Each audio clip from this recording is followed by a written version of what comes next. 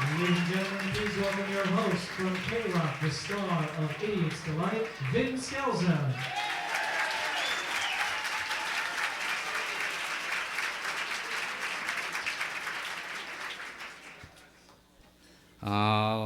Thanks for coming to my living room tonight. And thanks for waiting out in the cold. Believe me, it is... thank you for waiting out in the cold. You will find it well worth the wait. We're going to talk about songs tonight. Songs are everywhere. Songs put a smile on our face. Songs break our hearts. Songs bring us together. Songs tear us apart. We go off to war. Songs can start revolutions. We pray for peace. We fall in love to songs. We fall out of love to songs.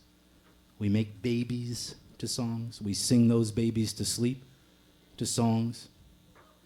We dance to them. We meditate to them. We express all kinds of emotions through them. Joy or rage, contentment, anger, wonder. We go, listen, they're playing our song. We go, shit, don't play that song. Songs delve into the riches of the human experience. We use them to find out what we have in common. And that's what this series here at The Bottom Line that we've been doing for almost 3 years now is all about. Finding out what we have in common by finding out what songwriters have in common, by finding out what the art of creating songs is all about. For those of you who have never been to one of these shows before, it's real simple. It is totally unrehearsed. It is totally unprepared. It's not a standard concert performance like you're used to getting. It is also not as technical as a workshop. Like if you went to a summer folk festival or something and you went to a songwriting workshop, we don't quite get as technical as that. We don't discuss chord changes and things like that. But we get into a little bit of it as well. This second show will be as similar to the first show or as different from the first show as the mood strikes us. We do this only for the club, only for you people here. There's no television cameras, there's no tape recording, there's no bullshit interference, just songwriters on stage, you guys there, this room, a real intimate setting, a real special kind of a show, and we're incredibly lucky to have this group of people with us tonight.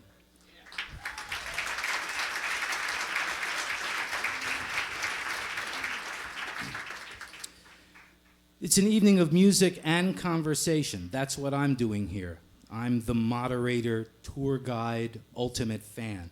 We sort of go around, everybody talks a little bit, everybody sings a little bit. There's no star turns. The song is the star.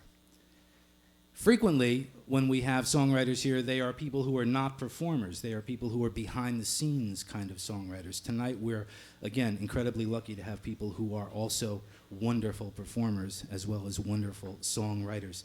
This is a real special night tonight. I'm glad you're here. Please welcome, in alphabetical order, Luka Bloom, David Byrne, Rosanne Cash, Lou Reed.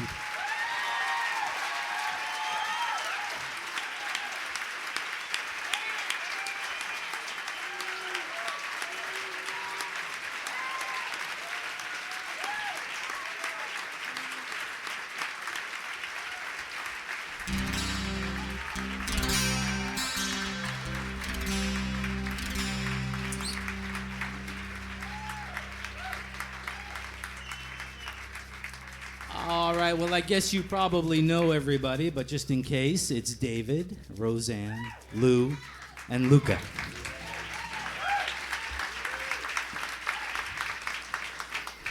Let me introduce Luka Bloom to you. He is the newest songwriter in the group. He is sort of the novice when compared to the length of careers that the others have had so far. He is by no means the least of these songwriters, however.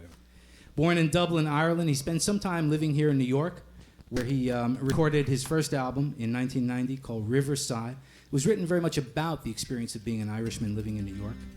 Moved back to Ireland, recorded and released the album Acoustic Motorbike in 1992, and in many ways, the title of that album, Acoustic Motorbike, provides an apt description of his music as well, because it's real powerful, real driving, driven music, but it's propelled by, a guy on a on a bicycle, a guy with an acoustic guitar.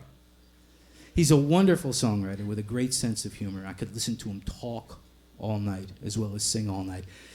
He just recently played the Bottom Line a couple of nights ago, 2 sold-out shows. It's nice to have him back here. Please welcome Luka Bloom.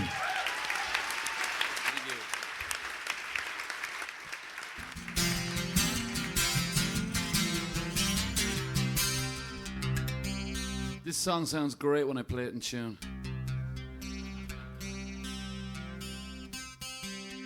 Thanks, Finn.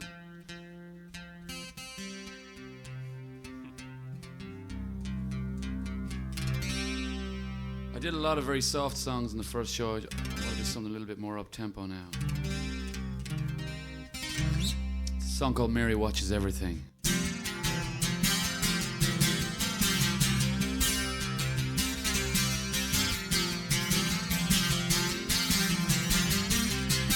If there's any Irish women here tonight, I'll sing that for you.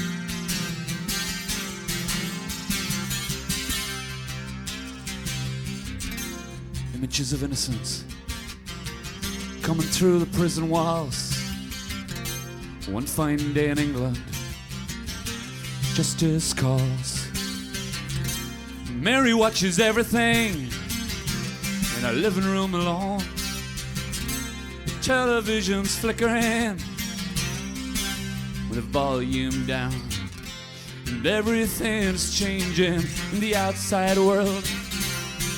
There are signs of rearranging and softer spoken words.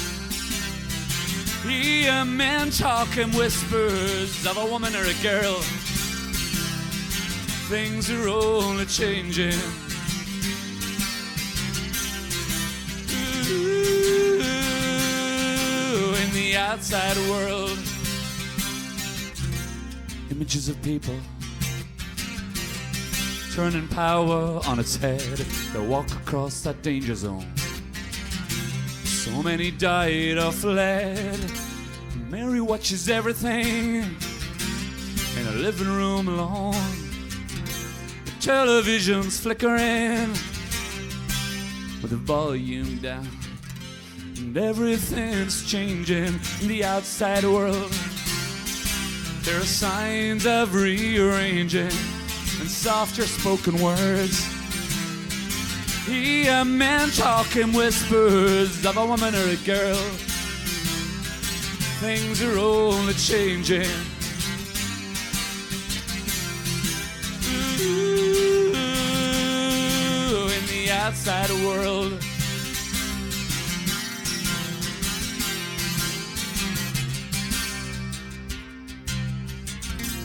Mary watches everything. She never heeds the bell when the genuine and the curious ones come and ask if she is well. They talk and hang around like every day. But Mary stays inside. Voices fade away.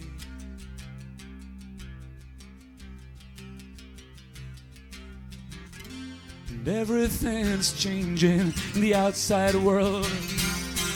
There are signs of rearranging and softer spoken words. Hear men talking whispers of a woman or a girl. Things are only changing.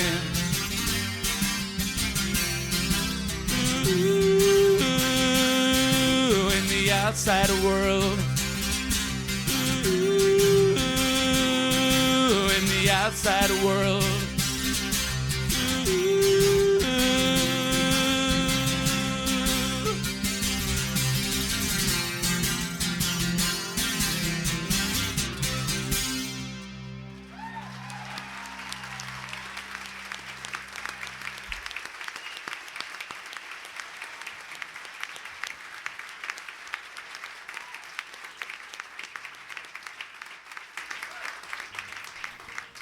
David Byrne was born in 1952 in Dunbarton, Scotland.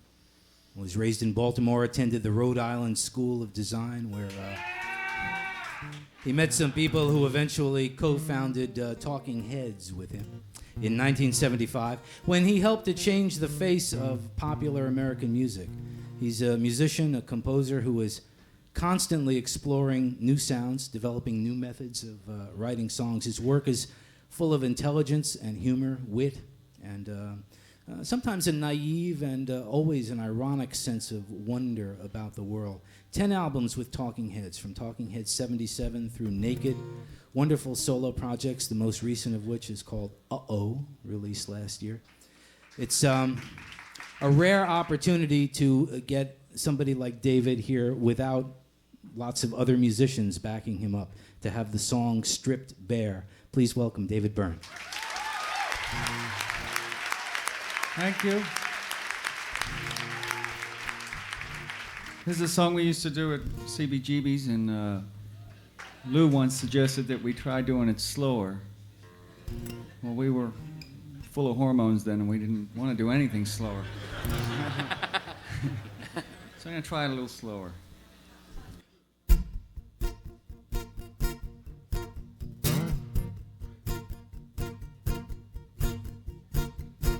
Now that I can release my tension, let me make clear my best intention. Girls ask, can I define decision? Boys ask, can I describe their function? Oh, the boys wanna talk, they wanna talk about those problems. And the girls say they're concerned, that they are concerned with decisiveness. And it's a hard logic to follow, and the boys get lost, and the girls say they're concerned, that they are concerned with decisiveness. I wanna talk as much as I want. I'm gonna give the problem to you. I'm gonna talk as much as I want. I'm gonna give the problem to you. Decide what's on your mind. Decide, I told you what to say. Confuse, describe what I found. Confuse, I told you what to say.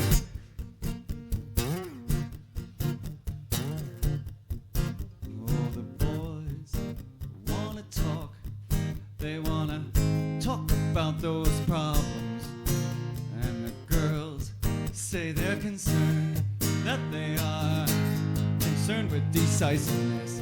And it's a hard logic to follow, and the girls get lost, and the boys say they're concerned, that they are concerned with decisiveness.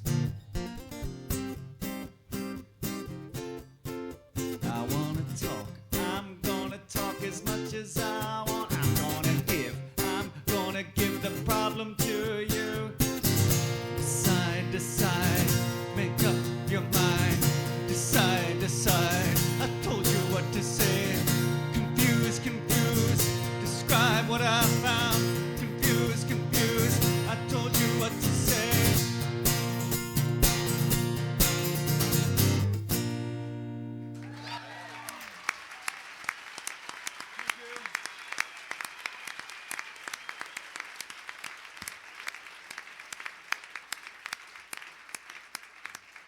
In 1985, Rosanne Cash won a Grammy for Best Country Vocal Female. 1985, the prestigious BMI Robert J. Burton Songwriting Award for a song called Hold On from Rhythm and Romance. I got all these credits here, Rosanne. 1988, Billboard's top singles artist for 4 #1 singles that year, all from the same album, King's Record Shop. 1990s Interiors saw the blossoming of Rosanne Cash's songwriting talents. She's about to release a new album called The Wheel. It'll be out in a couple of weeks. I've had the pleasure of hearing it, and it's absolutely wonderful. We're thrilled to have her here tonight. Please welcome Rosanne Cash.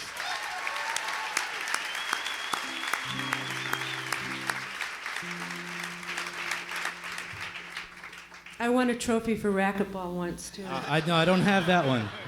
I missed that one, Rosanne. You could write it down for later. Well, continuing on, I didn't know what to do first, but after David did this, I want to continue on the same theme. Men and women talking kind of over each other, kind of. This is an old song of mine. This is called 7 Year Ache.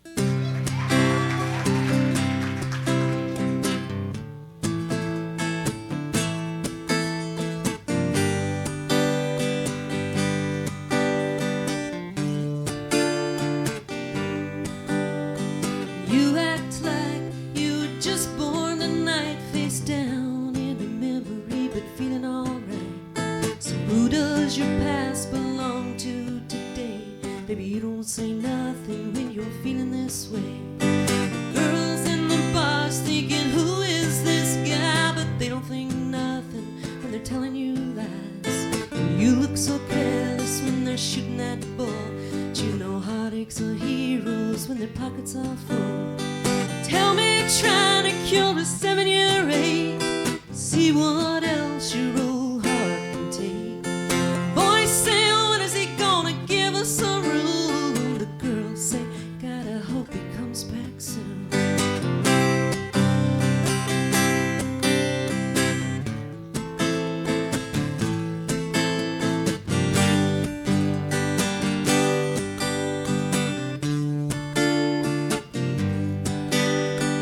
Everybody's talking, but you don't hear a thing. You're still uptown on your downhill swing.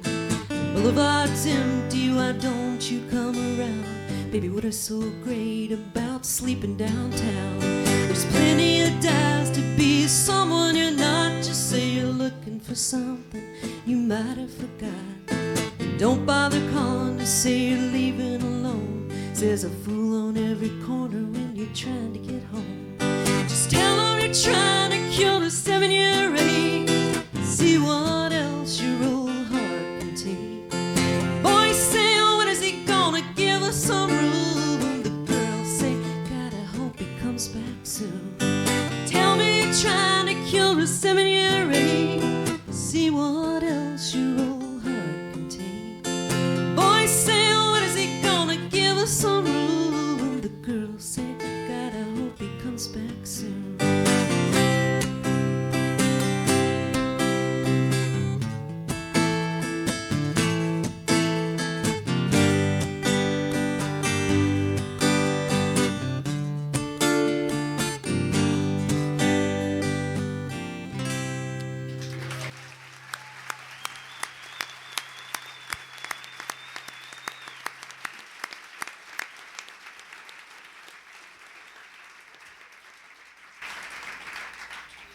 When Lou Reed released the New York album back in 1989, I reviewed it for a magazine, and I said that really you could consider all of Lou's work going all the way back to the Velvet Underground under the umbrella title of New York.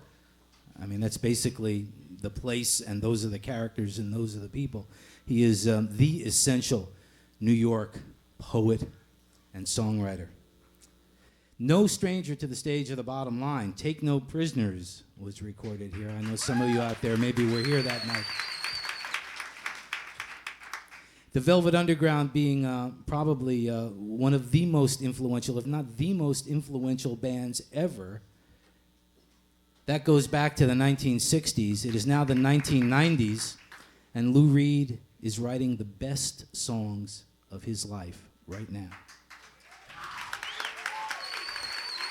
So that says something about not only this man's longevity, but about this man's incredible wealth of creativity. Please welcome Lou Reed.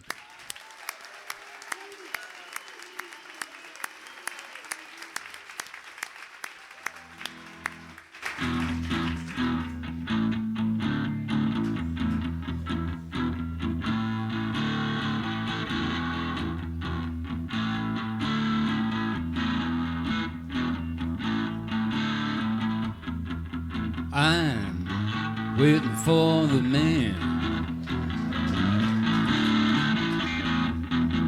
Got $26, baby, in my hand.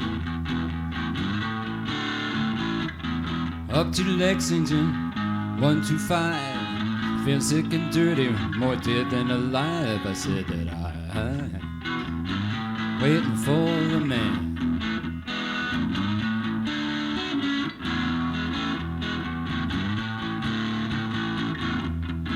Hey white boy, what you doing uptown?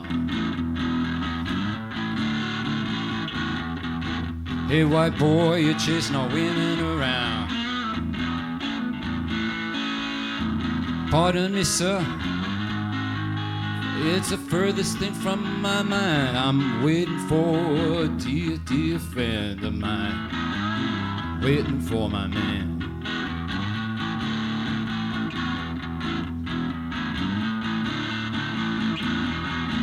Here he comes, he's all dressed in black.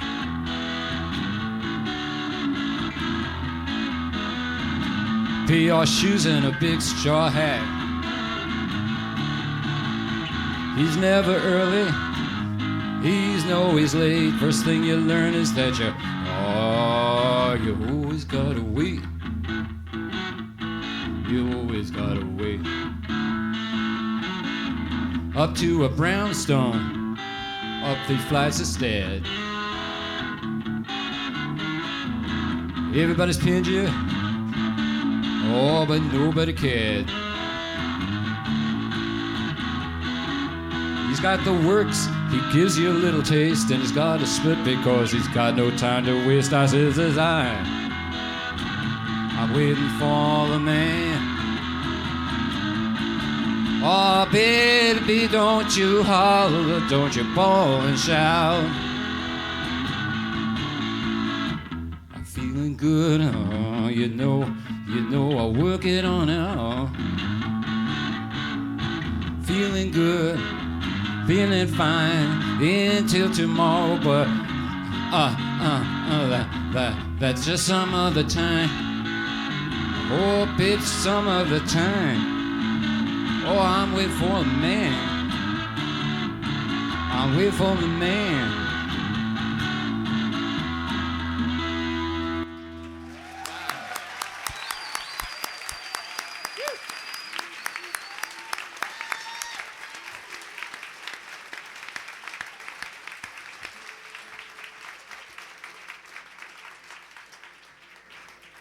Luka, can you remember the first time you heard that song?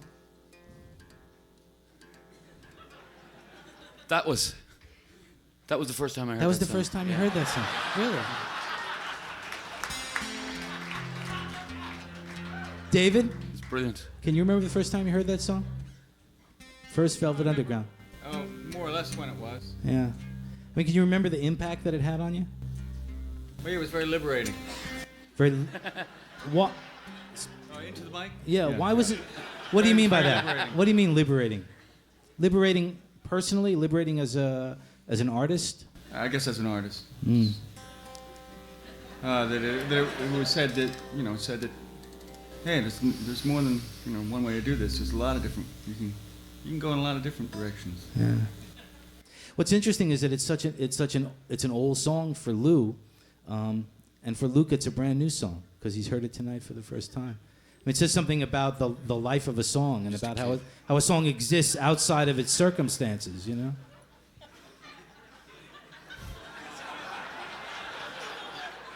I thought it was interesting. Luka, when did you know you wanted to be a songwriter? Were you a kid? When I knew I couldn't get it together with any girls because I was no good at football. And somebody handed me a guitar and said, try that. Who handed you the guitar? My oldest sister, actually. Was there a lot of music in your family? Your brother's Christy Moore, Yeah. Very famous singer in Ireland, songwriter as well. Was there a lot of music around the house all the time when you were growing up? More so once I became a teenager. I don't really remember there being a huge amount of. There certainly wasn't much rock and roll. There was none, and there was a little bit of light opera. My mother was big into opera. But as we got older, a lot of people in Ireland rediscovered Irish music in the mid and late 60s, and so we began to hear a lot of that in our house. And started to learn some of those songs. And You mean traditional Irish music? yeah, some traditional Irish music, and then Christy started to get into ballads, and then I started to write songs. Can you remember what that impulse was, that original impulse to write songs? You know, I can't really define what that was, to be perfectly honest with you. It almost seemed like a perfectly natural thing for me to do, to be perfectly honest with you. Like I played a guitar and then I sang, and I fairly quickly started to write really bad songs. Who were your ever models since. at that point for writing really bad songs? In the beginning, Yeah. that's a terrible way to put that question. Jesus, give me a break. The first people I listened to were Neil Young and James Taylor and people like that. Dylan? Not as much, Not so funnily much, enough. yeah. Not as much, no, not as much. The guitar is a very important part of your presentation of your songs. In the writing, does the guitar play that important a role? You know, in the actual Completely and composing? totally, yeah. I write songs with performance in mind. I don't write songs for the purpose of performing them to myself in my own bedroom. I write them with a view to trying to understand what it'll feel like in a room with other people. So the guitar is, I'm too mean to work with a band, so I get a big dirty sound out of this thing if I can. So it's the way I like to do it. I just try and find ways of expressing myself and expressing what I want to say in the song through the guitar. Well, he will. I'd love to. Go ahead. Thanks.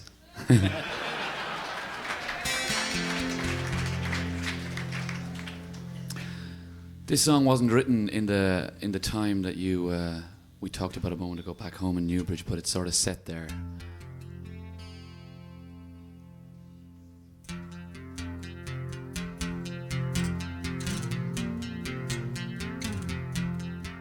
It's a song about my father.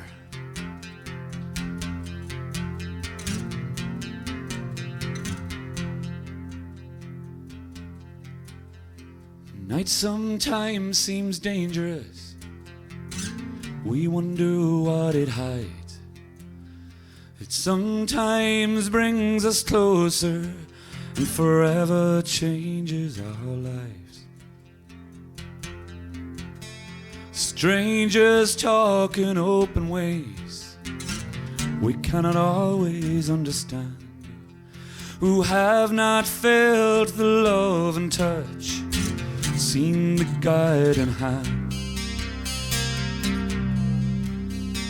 I was brought up near the riverside in a quiet Irish town.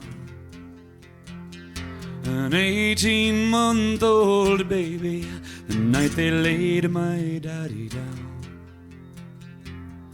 Everyone knew everyone, everybody else as well. My home was filled with sorrow then, too much for me to tell.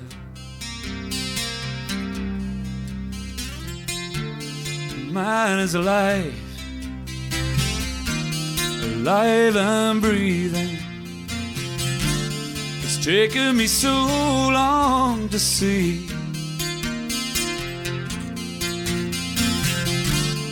Man is alive, alive and breathing.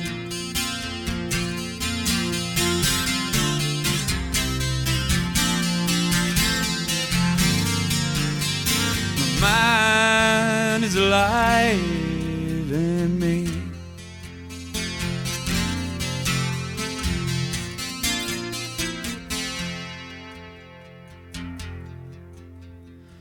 We stood among the totem poles under the Canadian moonlight.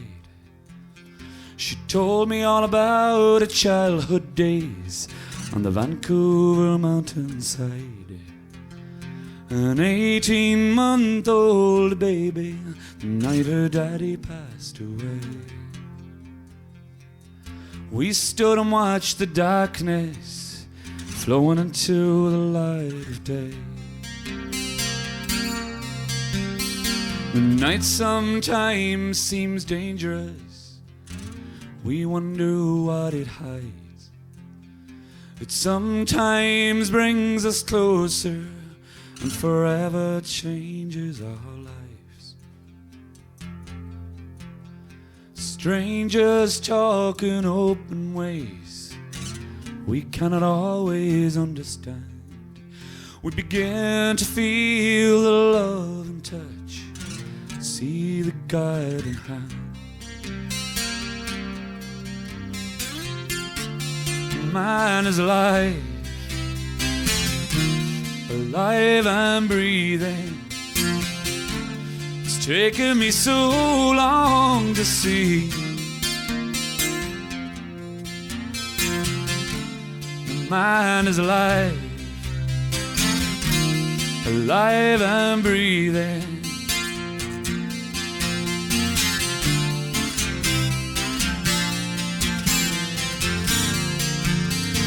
Mine is alive in me.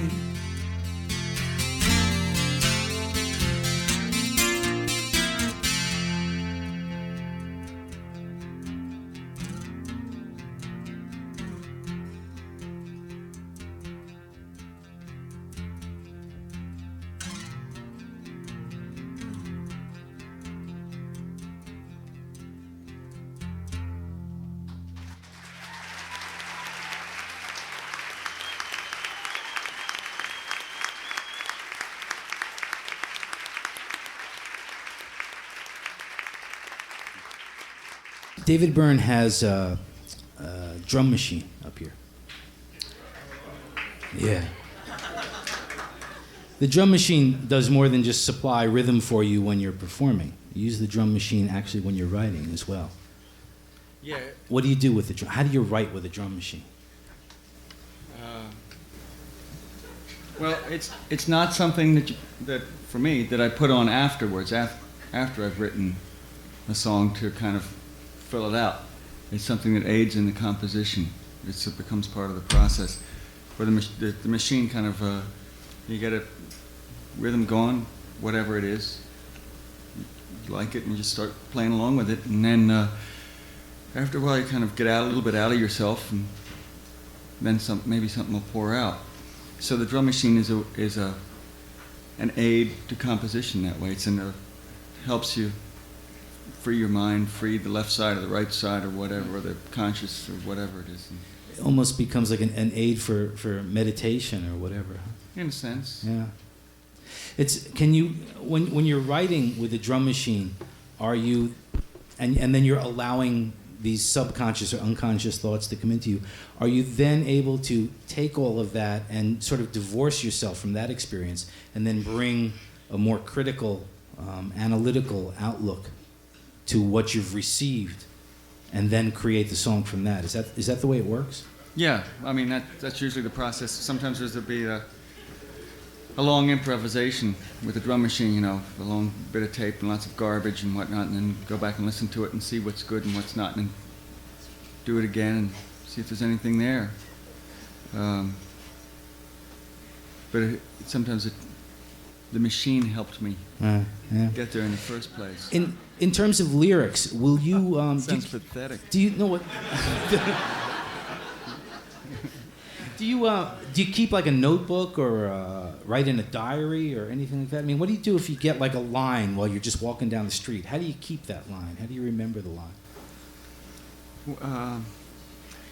When I'm in the process of like finishing writing lyrics for a song, sometimes it's the part where there's a few lines or one section or whatever that ain't work. I'll take one of those little memo cassette recorders and stick it in my pocket and walk around with it and talk to myself in the subway or on the street. One of those people. And people like move away, huh? You did a new song for us in the first show that's not quite finished yet. Is it possible? Could you do that one again, maybe? Yeah. And there's a middle section where there are no words. There's just sort of like I don't even know if it needs a middle section. It's just sort of a fa fa fa fa fa now, which you've done before, I guess. Huh? Why do people love that song so much? Hey, David? Yeah. Why do they like that? I'm not leaving yet. Why do they like that The Psycho Killer. Why do people love that song so much? I don't know.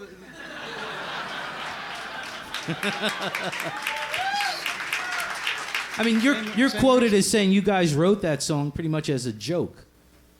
Yeah. I mean, it was the first song I wrote that I actually started performing, and it was more or less an exercise in seeing, well, can I actually write a song? Well, actually, I got stuck with it. Yeah. Yeah, really. Anyhow, this is not that song. This is a brand new song. It's not quite finished yet. Yeah. Whoops. Does it have a title at this point? What am I calling it? Ready for This World. I think I got lyrics because I'm still working on those too. Somewhere. You had asked me before if there was. Hey, look, I don't have them. I'll just have to see what I have. Where it is. As best I can. There it is. You'd asked me before if there's people I bounce songs off of. Right. Well, amongst the immediate family, I started working on this song at a guy's house, a songwriter named Terry Allen, who lives in the Southwest, who writes really good songs. And so I played the first verse for him. I've occasionally sent him stuff. Sometimes there's feedback, sometimes there isn't. Right. But Which is better, feedback or no feedback? yeah, hard to tell sometimes. Yes. See if this works. Well, that's wrong right there. Excuse me. Is this an example of a song that you use the drum machine to start Actually, with? it's not, but Okay. We can.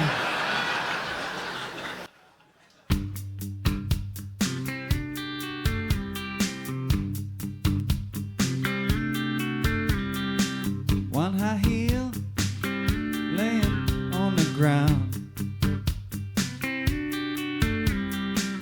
A machine gun is sitting on the couch. I close my eyes, I shut my mouth. I can't even hear a sound. I don't know if I'm ready for this world. If I'm ready for this world. I loved a girl, but she broke my heart. We were close, but then we fell apart. I went back, I had to see, but another boy had replaced me. I guess I'm not ready for this world. Not quite ready for this world. I was born into my mother's arms. She held me and she sheltered me from harm. I wish I felt like I did then, but we cannot go back again. I hope I'm ready for this world. I hope I'm ready for this world.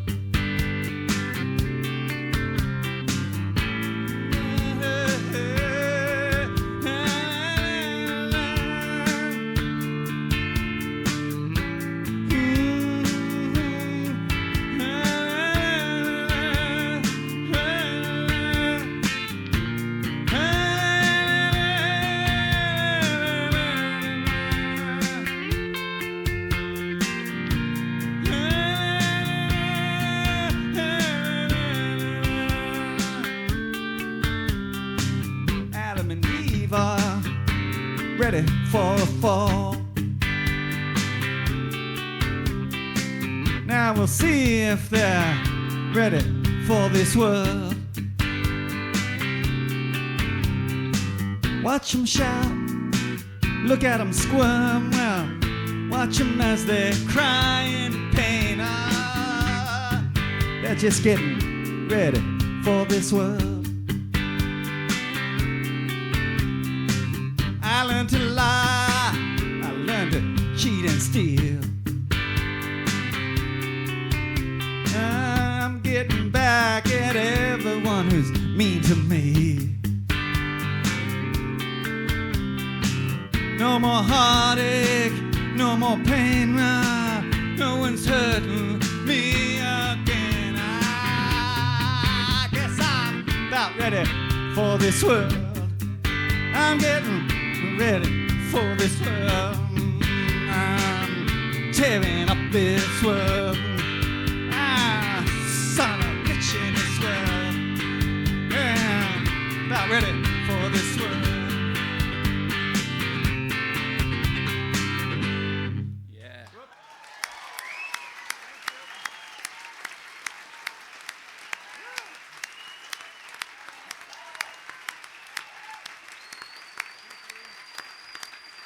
It's even better the second time.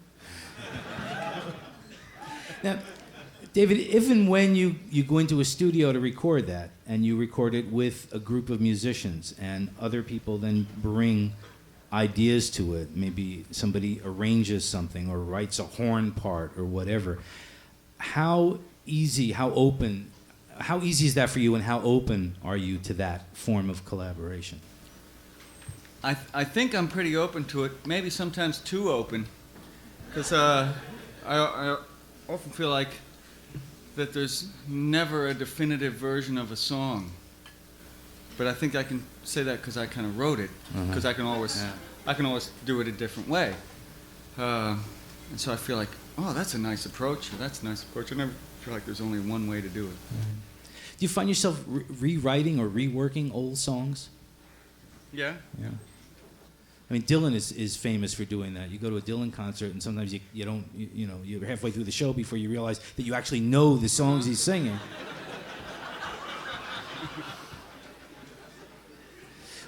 Sometimes that works great, because sometimes it brings a whole new life to a song that was getting kind of stale. Yeah. Leonard Cohen once said that he considers writing songs like making a Volvo, and that he would like his songs to last in song years the way a Volvo lasts in car years, you know? It's a really awful thing to say. Well, that's... But he was talking about putting the kind of care and consideration into a song so that 10, 15, 20 years later he wouldn't be tired of it. I understand. You know? I just object to his metaphor.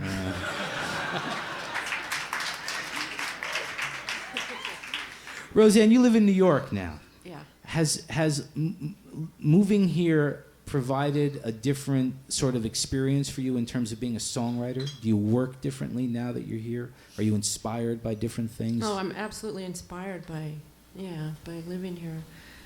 I don't know that I work any differently. I mean, you couldn't not be influenced by being here. But I always came here before anyway, so I don't know about that. Yeah.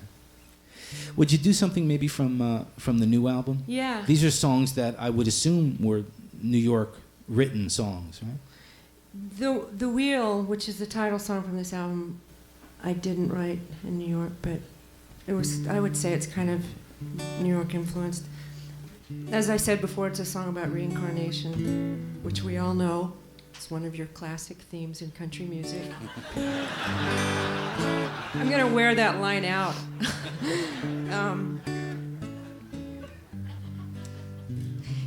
I went to see Lou. I went to see you on the Magic and Lost tour at Radio City,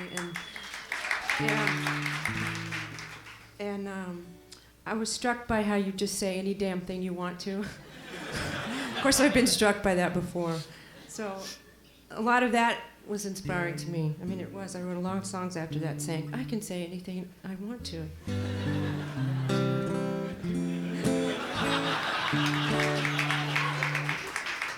What I actually said was 8 years of therapy, one night of Lou Reed.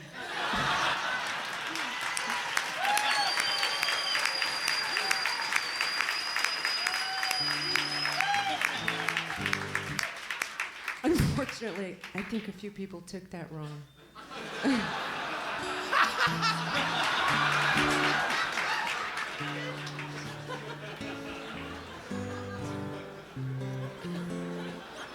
I did tell 8,000 people that in Central Park. I hope you don't mind.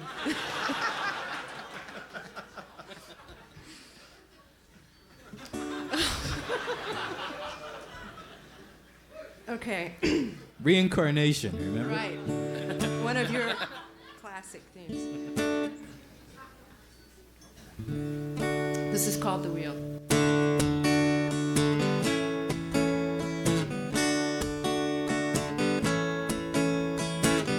How long was I asleep? When did we plan to meet?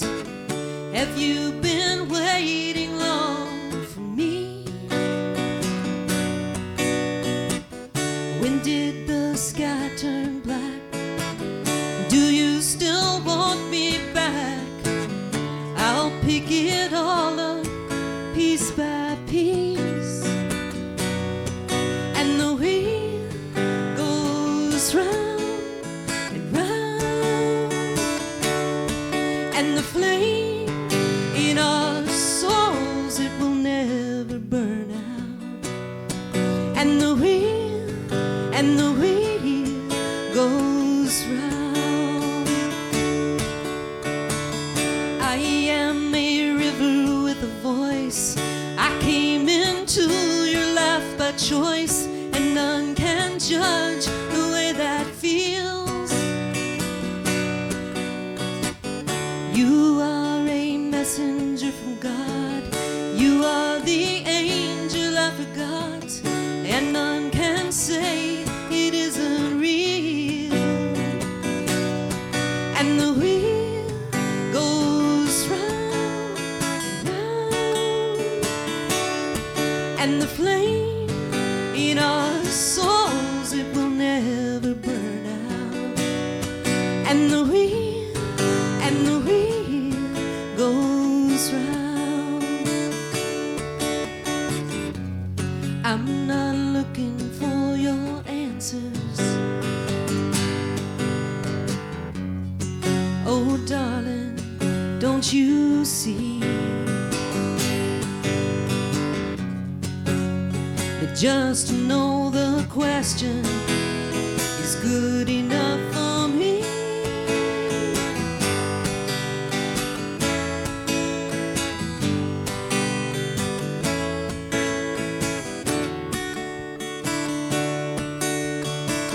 Take up the heart you came to heal. Put down your dagger and your shield. You need hide nothing now from me. Oh, I see the essence of the man. I stand before you as a friend. The truth moves through us even when we sleep. And the wheel goes round and round, and the flame in our souls, it will never burn out. And the wheel goes round and round, and the flame in our souls, it will never burn out. And the wheel goes round.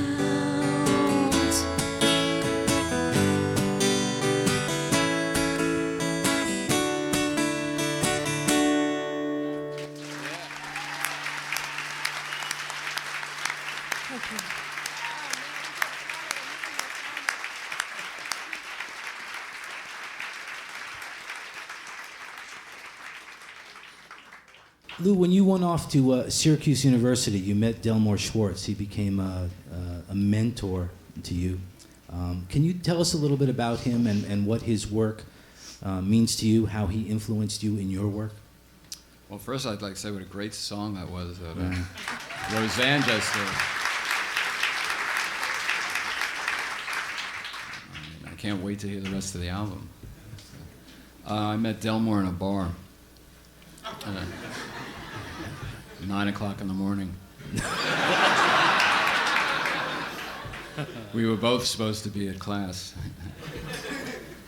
I ran out and got, when I was able to have a class with him, I went out and bought some of the books that were available. And I read a whole bunch of stories called Summer Knowledge that are just hilarious and incredibly funny. And then this other collection called In Dreams Begin Responsibilities from Yeats. And it's just one of the most remarkable stories that I've ever read. It's only about 8 pages long. And T.S. Eliot had written him a letter saying, his best story by short story by an American writer. And I just thought the use of the language was so striking. So it was great being around him. And do you find yourself all these years later still thinking of lessons that you learned from him, still thinking of ways to use the language and maybe putting it into Delmore's perspective? Well, I was just given a very important lesson in the fact that with the simplest words available, you could accomplish something tremendous. You didn't have to be polysyllabic to do it. And you're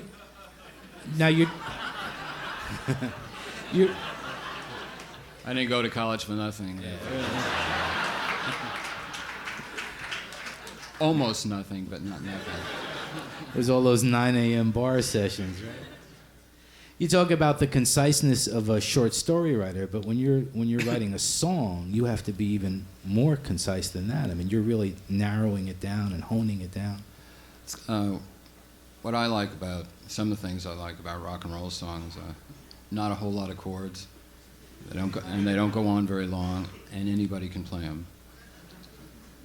And again, you could use the simplest language, and it goes by really quickly.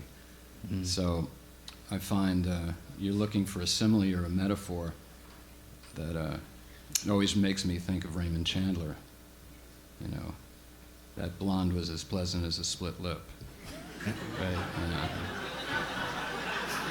You get it really quickly. And I tried to consciously write that way. I'm not asking you to do this song. I never would. But would you tell us all how Walk on the Wild Side came about in terms of the source of inspiration for it? And I spent a whole album doing that.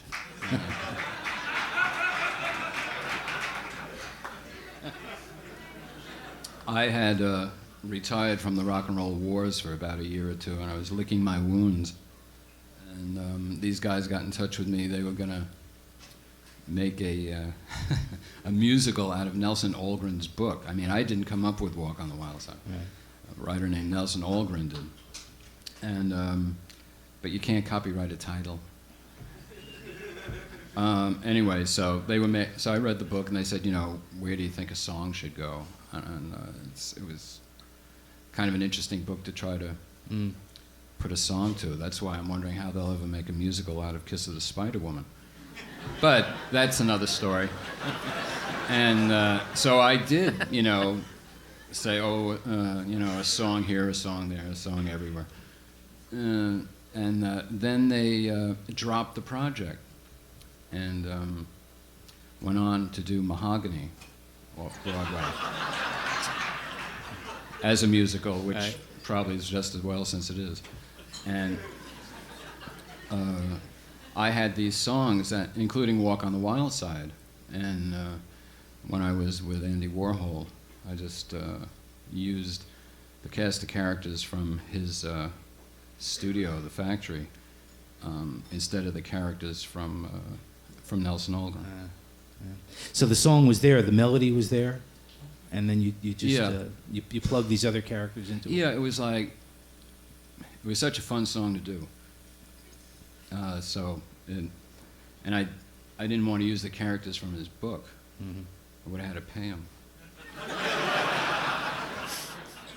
Those people in that song were real specific people. Did any of them mind? Did you piss anybody off writing no. that song? No, they were. They felt they had been immortalized. Yeah. And in fact, they had been. Yeah. You bring up Andy Warhol now. You, of course, did an album a couple of years ago, Songs for Joa. Yeah. Album about Andy. And I wonder if maybe there's something you can do from that. There is. Good. If I could find the lyrics for it. It's, I had in when I first wrote this, I kind of envisioned it as like some kind of weird cabaret number, and I think on the record the way it came out is kind of like that, except I had John Cale with me, so it was. Thank you. I'm sure John thanks you. But it was the two of us together, like this idea, an idea of a cabaret number opening up this a biography done in music, and the choice of music was rock and roll. I've always been surprised that that idea didn't catch on, because rock and roll makes so many things accessible to people who normally wouldn't be interested. So, you know, a musical biography of Malcolm X or Martin Luther King or things like that might be interesting to kids in school who wouldn't otherwise want to read about it. Anyway, so this was the first number, and it's supposed to, it's written from the point of view of Andy Warhol, who's talking in this, and it's called Small Town.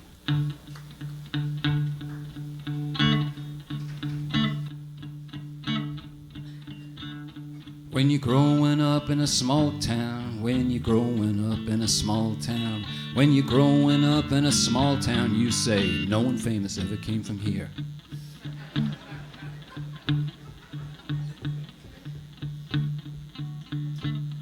When you're growing up in a small town and you're having a nervous breakdown and you think that you'll never escape it, yourself or the place that you live, where did Picasso come from? There's no Michelangelo coming from Pittsburgh. And if art's the tip of the iceberg, I'm the part sinking below.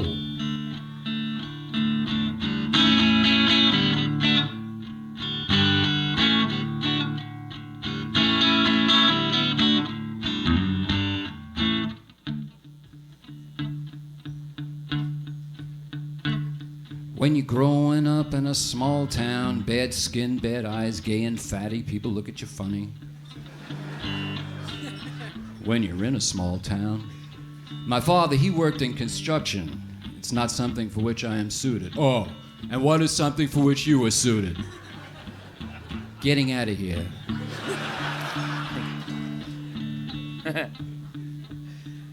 I hate being odd in a small town. If they stare, let them stare in New York City at this pink-eyed painting albino. How far can my fantasy go? I'm no Dolly coming from Pittsburgh, no adorable lisping Capote. My hero, oh, do you think I could meet him? I'd camp out at his front door. There's only one good thing about a small town. There's only one good use for a small town. There's only one good thing about a small town. You know that you want to get out. When you're growing up in a small town, you know that you grow down in a small town. There's only one good use for a small town. You hate it, and you know you gotta leave. Yeah.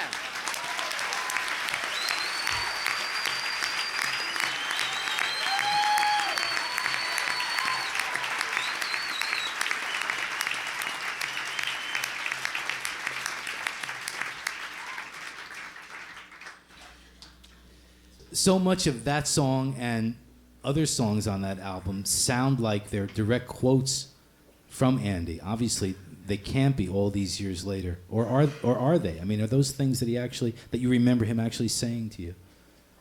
No. Yeah. I just wanted it to sound that way. Yeah. I mean, you did. I mean, it caught the essence of the man. It sounds like he said those things. But I mean, I grew up in a small town. Yeah. Freeport. Yeah. Armpit of Long Island. The only good use for that is it's near the subway and you can get here. Yeah. So it's not that big a projection. And then I'd been around him for a long time. The kind of way he might talk. Mm. Would you do something else from that album? Yeah, I'd have to search for a minute. If you have a minute, I can. Sure. You guys got a minute, don't you? No, I wish I were. I grew up in that town you wrote that song about. I did. I thought I was before your time. I think. Well, I think they probably. I think somebody built the town I grew up in after that song was written. They heard the song and said, "Let's build a town that's just like that." I remember telling a guy once about where I came from, and this guy was from the north of Ireland, Donegal, a very beautiful part of Ireland, and he said, "Where do you come from?" I said, "I come from Newbridge, County Kildare." And he said, "That's that long street of a town you drive through when you're away from Dublin to Cork." I said, "Yeah, that's the one." He said, "Yeah, I know that place. I've often been stuck in traffic there." And every time I'm ever stuck there, I always think the very same thought goes through my mind. It's just that there's no need for this place. That's where I grew up. My hometown. Sorry, Luke.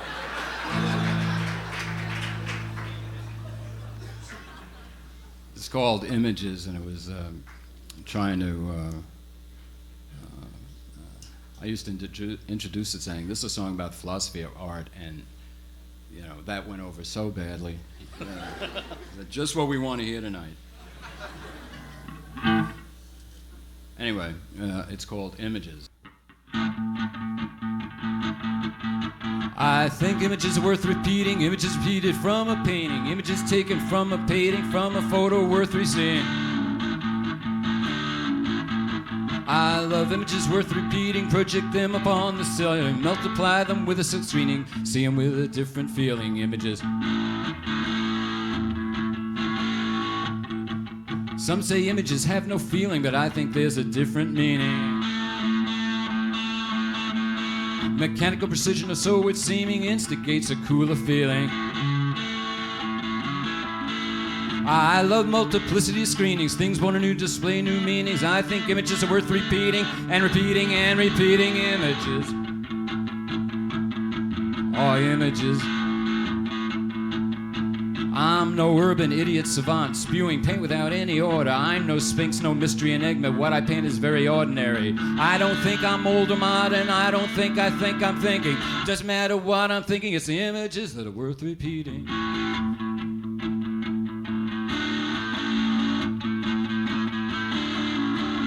If you're looking for a deeper meaning, I'm as deep as this high ceiling. If you think technique is meaning, you might find me very simple.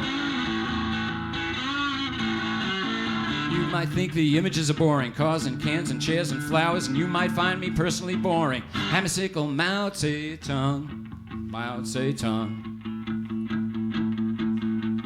I think images are worth repeating, project them on the sill.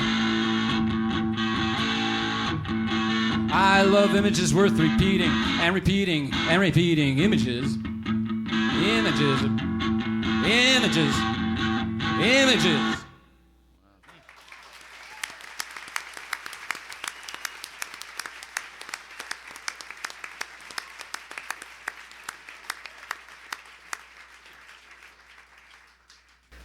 Luka, there's a song on Acoustic Motorbike called Bridge of Sorrow, which is an interesting song with an even more interesting story behind it in terms of how you came to write it. Could you talk about that a little bit for us? Maybe do it? I tell you, I'd love to, but do you mind if I do a new song first and I'll do it next time? Do it. Go ahead. Because this is the guitar I do a new song on, and that's the guitar I do Bridge of Sorrow. It'll give me a bit of time to make up a story about Bridge of Sorrow as well.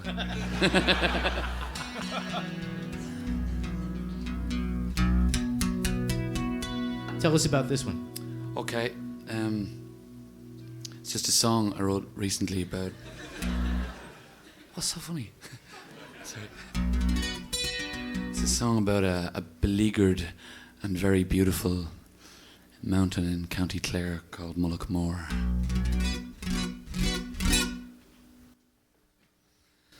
It's called a fertile rock.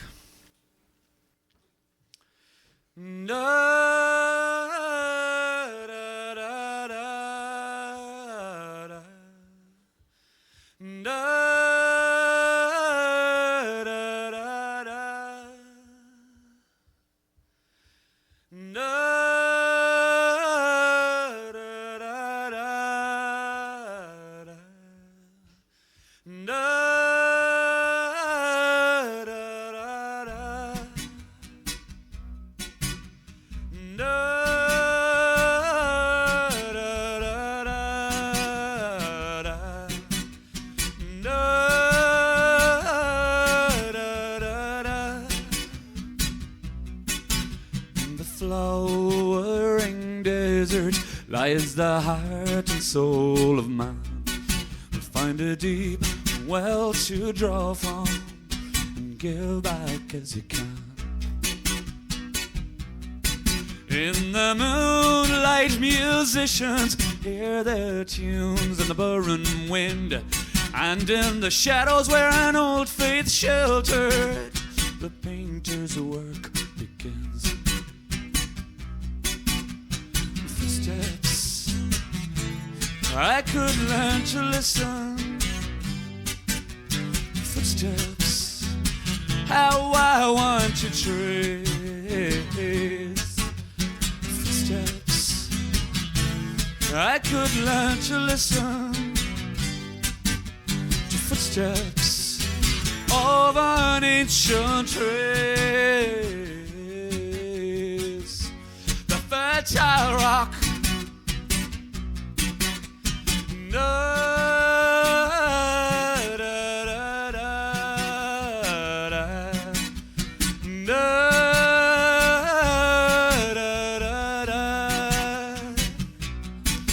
To the flowering desert roll the wheels of grade, and wells dry forever, the orchid starts to bleed. Footsteps, I could learn to listen. Footsteps, how I want to trace. Footsteps, I could learn to listen to footsteps of an ancient trace. The fertile rock.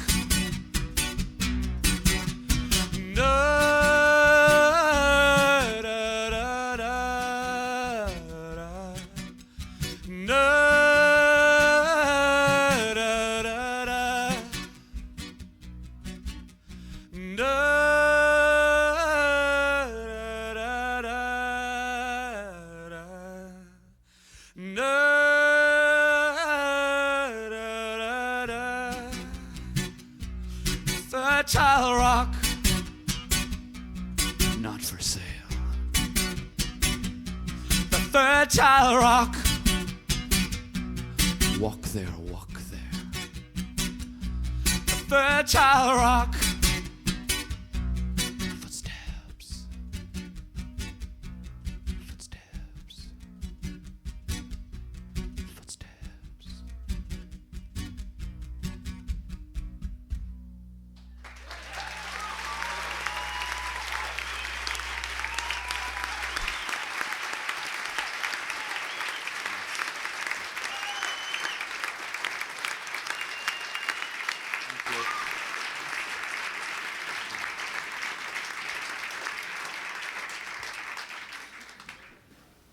David Byrne, can you talk a little bit about your fascination with Brazilian music, with Latin music, what it brings to you, what it gives you? Yeah, a little bit. Okay. There's an incredible variety, so it's a little bit like being asked to talk about American music. Yeah, right. Where do you start? Some of the singer-songwriters in Brazil who've been working for a while.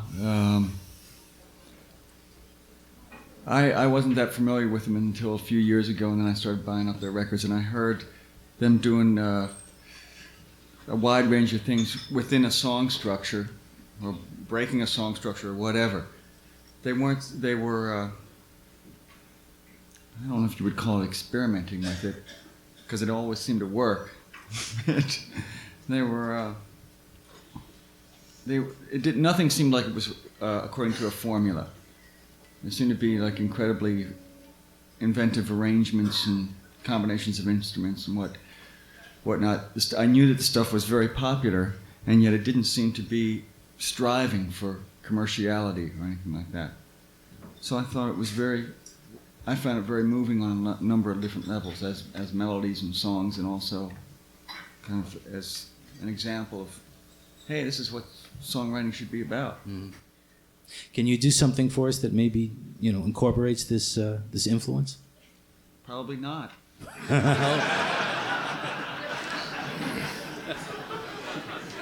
Wait a minute, maybe I can. All right. Here's something. Let's see. See what happens. This is a song that uses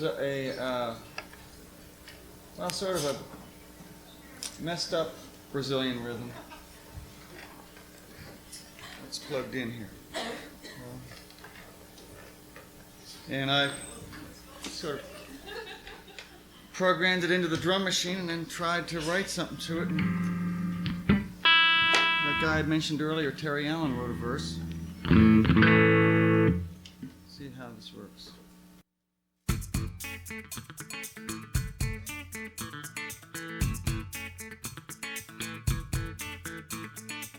Prime time in the living rooms, and now all the drapes are closed. Moonlight shining from above.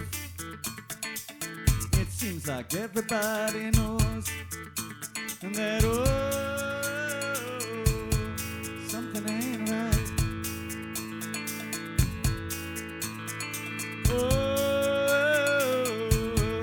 Something ain't right. Well, God can turn the world around, and He can push it in the dirt. Yeah, He can tear it all apart. Now He don't care who all gets hurt. I said, whoa, something ain't right. Whoa, something ain't right.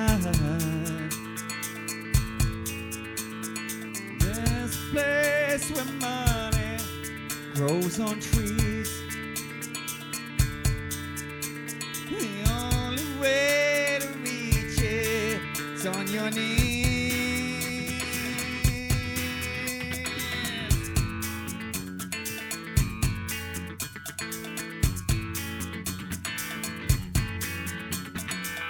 Come on down, you old fart. Let's see if you have got a heart.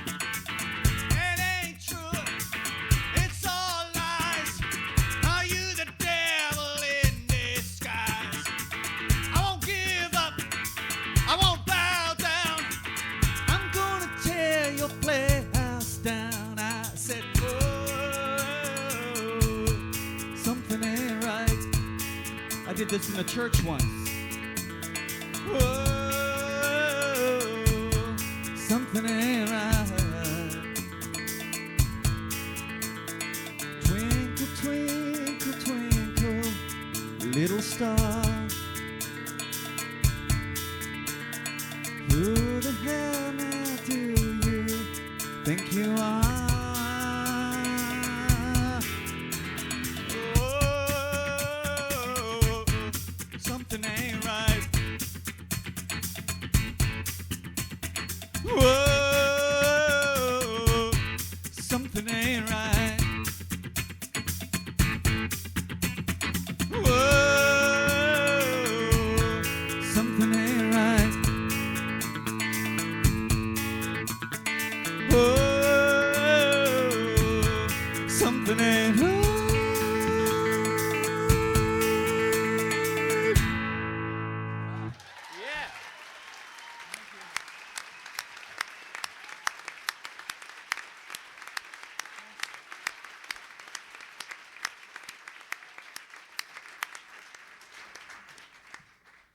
Rosanne, much is being written these days about new spirit in country music, especially amongst women. I mean, Mary Chapin Carpenter and people like that exhibiting a kind of real strong independent spirit in their music.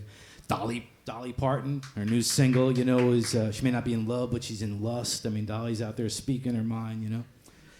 When you started writing songs, did you meet with any kind of resistance? Were you still sort of hung with that old kind of thing of a woman's place is here and not there, and you shouldn't do this, you should do that? Did you face any of that? Well, first, these women may be singing about it, but I don't see that any change has happened in Nashville. Uh-huh. I mean, it's still incredibly sexist. That's one reason I was happy to leave. Mm. But yeah, I met with a lot of resistance. I grew up near Los Angeles. I moved to Nashville. I had purple hair, and they didn't like it. You know, it was. I felt resisted. And well, you know, when you say that people may be singing about it, but it hasn't changed a lot much. I don't think it has. No. What will it take to change that there? I mean, is it a lost cause? Do you think, or? I don't know. I live here. I don't Yeah. care. I really think, I mean, we could go into a long discussion about this, but I think that sexism is kind of intrinsic to that particular brand of music, you know, what the keyhole that Nashville is. And I don't see that it's going to change. It's a kind of a good old boy network. Mm. But, you know, so. Leaving Nashville, coming to New York gets you out of that, and does it free you up as a songwriter? Well, I think I'm getting more free as a songwriter just by getting older. Mm-hmm. You know, I don't feel that I have to live up to anyone else's ideas of what I should write. I mean, it's kind of obvious. Yeah, no, but it's important. I mean, to gain that kind of confidence and to have that assurance. Well, a about what lot you're of doing. that is just age. You know, you just keep doing it, and some things feel right.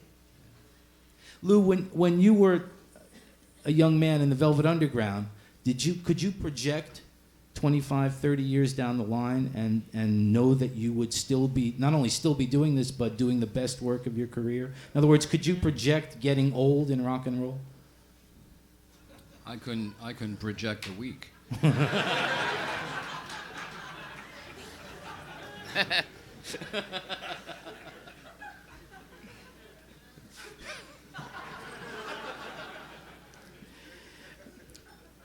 Yeah, we're just gonna let that one sit, I think. Okay.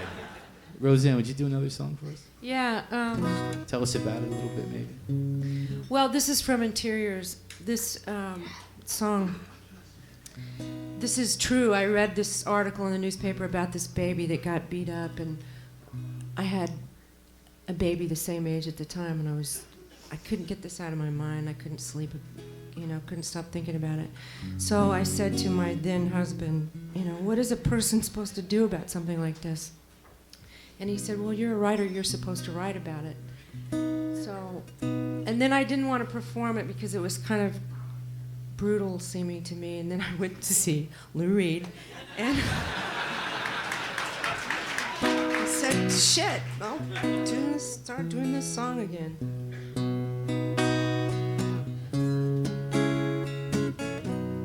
It's called This World.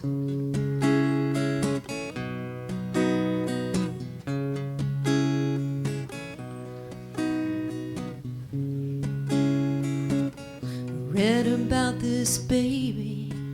She got beat up by her dad. She was 9 months old and he was a full-grown man.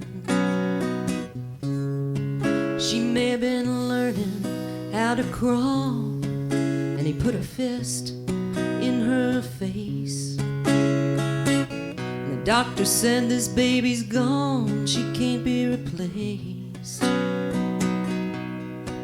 Now you read a lot of things in the daily news, but I'm laying awake nights wondering what to do. I pray the Lord her soul to keep, 'cause all down here seem fast asleep. But I wanna say, this baby belongs to me and you. So we gotta wake up. This baby belongs to me and you.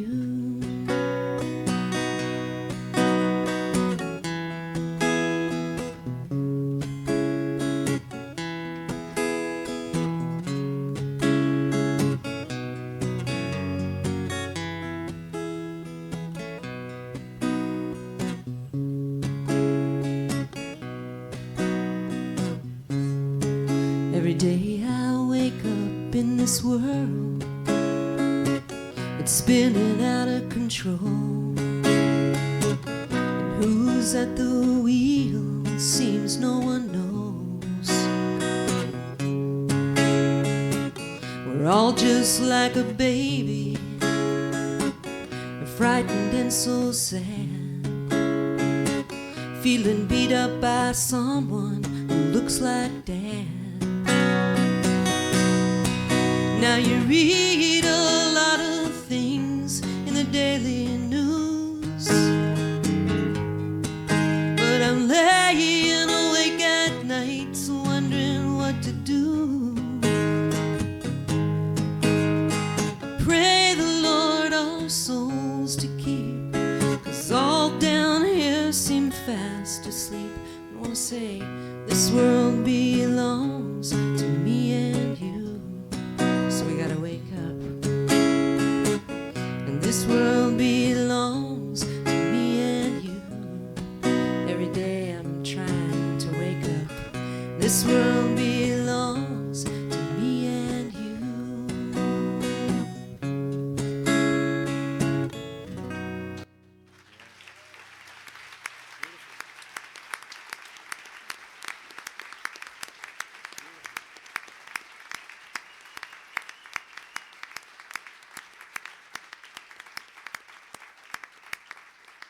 Rosanne, I should remind everybody about that wonderful album that you were the co-producer and co-compiler of last year, the album called the Lullaby album, Till Their Eyes Shine, which was an album that was done for the Voiceless Victims program of the Institute for Intercultural Understanding. It was an album of all women doing songs that were lullabies or somehow related, parents to children. An absolutely wonderful collection. Yeah, it was a really sweet record. I was really happy to be a part of it. Yeah. Lou Reed, 1985 seemed to be a kind of a pivotal year for you in terms of your emergence in a more political sphere. 1985, you got involved in Farm Aid. You got involved in the recording of the Sun City thing with Little Steven. And then it seemed like the albums that came after that all had songs included that were very political in nature, very, very social commentary kind of things. What was that all about? What was the change? What inspired that burst of activity in that light? Well, it kind of started off, it was celebrity must be good for something. Other than, getting a good table in a restaurant. And one of the things that you could actually use it for was bringing attention to a couple of things that you might privately be concerned with. So I started doing that, which was like a different thing for me to do. But times had changed a bit. I mean, when I started out in the Velvet Underground, one of the goals that we all had was to bust it open about what songs were about. It seemed like people wrote about such a narrow piece of life, and that it would be great if life as we knew it was reflected in songs, things that we saw in New York. And there was a lot of resistance to that. So because of that resistance, I didn't get involved in anything. always kind of felt under attack. But then things shifted a little, and so I did get involved in some of those things, and I suppose it rubbed off into the songwriting. Yeah, because right after that you have songs like Video Violence and Yeah. you know, the original Rapper, and then the songs on New York, certainly, that Yeah. many of them deal with that. I was always careful with something like that because I hate songs that preach. I just can't, even when I agree with them, I just can't stand it. So usually I take a point of view that just shows you a situation, doesn't really get on a soapbox with it. So it's just hard to do. Could you do one maybe from New York that does that? You know, I'm thinking maybe like Dirty Boulevard or something like that. Yeah. Nice.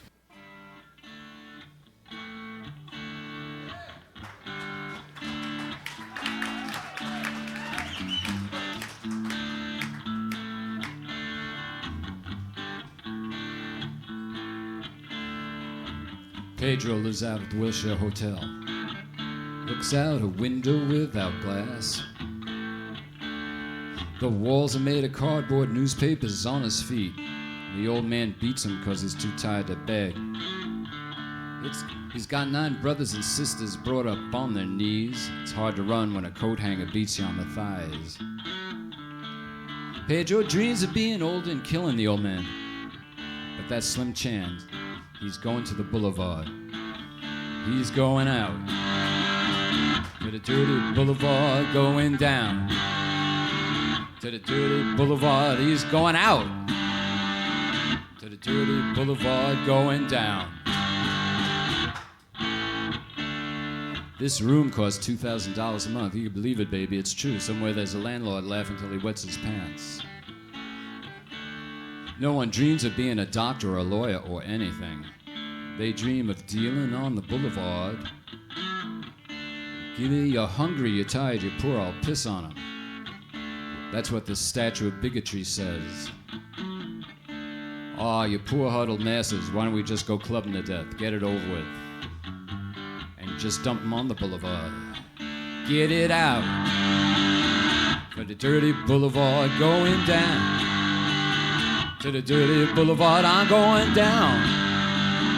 To the dirty boulevard, get it out. Outside, it's a bright night. There's an opera at Lincoln Center. Movie stars arrive by limousine.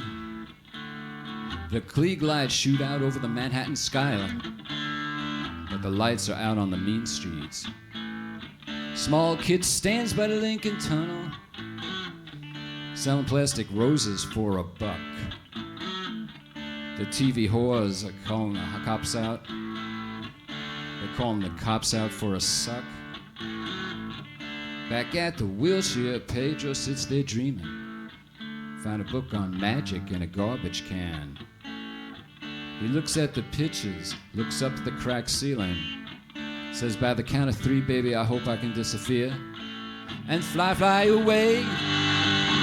To the dirty boulevard, I'm gonna fly. To the dirty boulevard, fly away. To the dirty boulevard, I'm gonna fly. To the dirty boulevard, fly away. I'm gonna fly, fly, fly away. Fly, fly away. Ooh, fly away. Going out. To the dirty boulevard, I'll fly away. To the dirty boulevard, fly away. To the dirty boulevard, I'm gonna fly.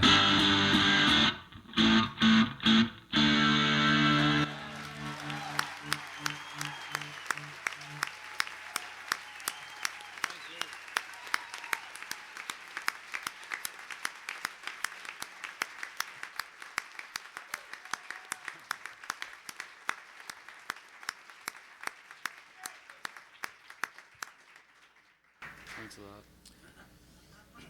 Well, Luka, you've had a whole round now to think up a good story for yeah.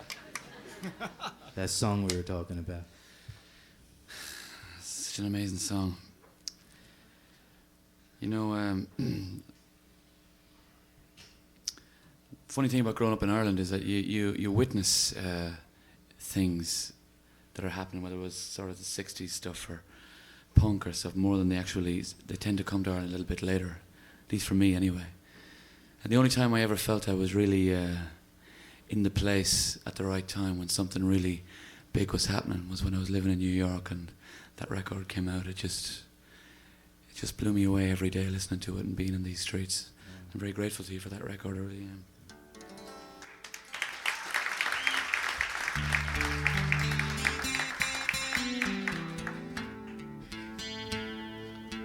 About 2 years ago, I was on tour with the Cowboy Junkies in Switzerland.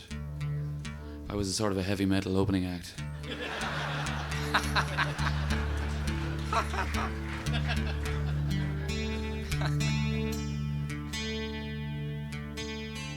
It was very strange, actually, because a couple of months before that, I had toured America with the Pogues. And when you're out with the Pogues, it's hard to imagine 7 people on stage making more noise. And then going out with the Cowboy Junkies, it's hard to imagine 7 people on stage making less noise. It was amazing. I had a great time.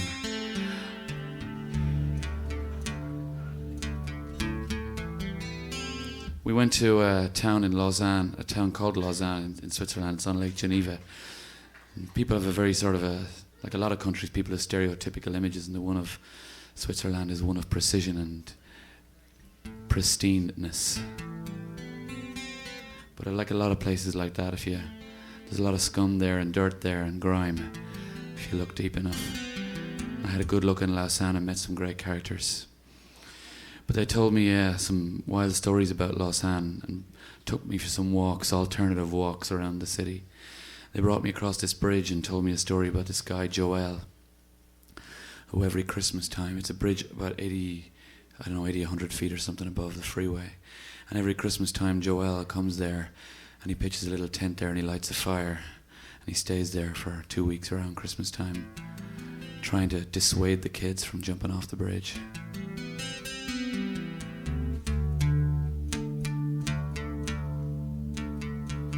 Sort of like Rosanne was talking about, just something following you around. I hate writing songs like this, but it's a weird thing that happens to me sometimes. It's a thing that haunts me, and I have to almost write a song to just exercise the damn thing, because it just won't go away.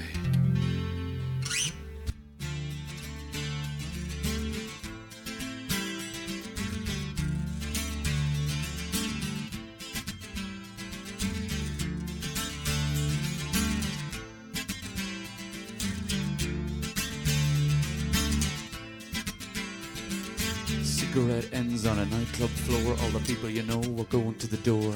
You danced all night, tried again and again, but you could breathe no life into the tired veins. New Year's Eve, it's the lowest tide, and there's a burning emptiness inside. Out into the night and the winter's air, but you know you can't face another year.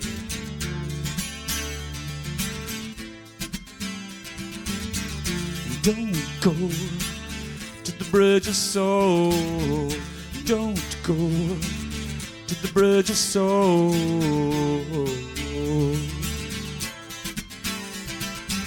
You don't belong to irrespectable scheme. You don't belong on the mainstream. You don't belong on the material world. You try to talk, you were never heard, so you keep it to yourself, doing the best that you can. It's been this way since time began.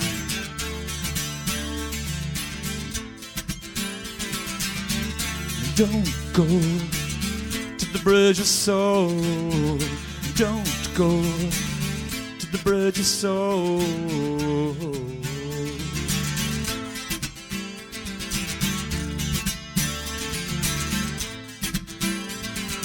Who is to say what is the best to do when the world is as heavy as it is for you? There is no comfort by the light of the moon. Something is going to give soon. You've run away from the mother and father, but you can't escape the heart of the matter, 'cause all around you other lives are falling, but voices are heard calling.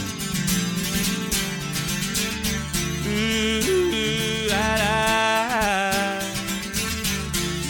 Ooh, ah, ah. Ooh, ah, ah.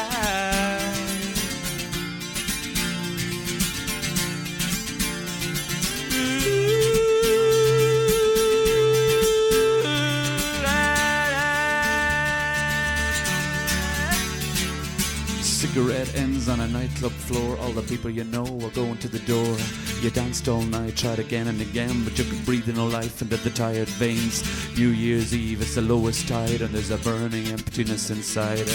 Out into the night and the winter's air, but you know you can't face another year.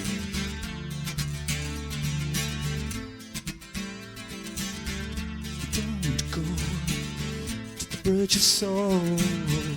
Don't go to the bridge of soul.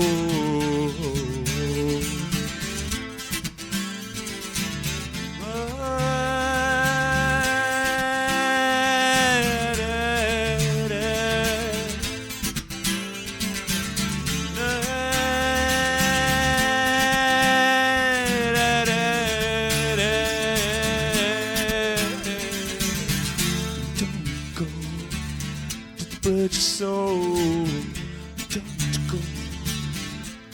of soul.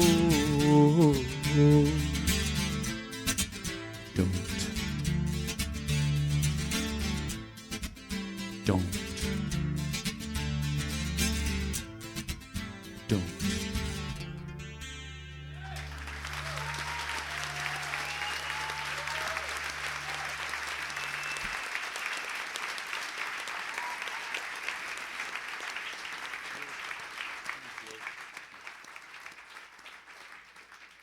David, the last Talking Heads album, Naked, had a song on it that is sort of a quintessential David Byrne song in terms of its kind of twisting things around. Talking about that song called Nothing But Flowers, in which the future, there's this whole lamentable thing, but it seems to be the reverse of what we would lament. Could you talk about writing that song? You know, what the inspiration for it was? Because I get the feeling you were actually driving in a car somewhere, seeing something. Yeah. We'd recorded the track, as we were doing it at the time. We recorded the track, and I had sung kind of a gibberish vocal. So I had the melody and even the kind of phrasing, although I didn't know what I was going to say. So I was working with that. I was in Minneapolis, because my wife was working on a theater production there. So I just thought, well, I can be anywhere. I don't have to be at home to write this stuff. I was driving around in the country in a rented car, and just driving down the highway and looked at, the McDonald's and the Burger Kings and the stuff, and thought, yeah, I'm going to miss this stuff when it's gone. So that was it, and I thought, that's the way to write it. Kind of be a green song. When you say that you were singing the song with gibberish, do you mean gibberish? Do you mean just like nonsense syllables, or do you mean words that have really no meaning to them? Yeah. You know what I'm saying? Are they real words? No, it's nonsense syllables. Nonsense. It was not words. Okay. It was not words. I don't think there's any words in that one.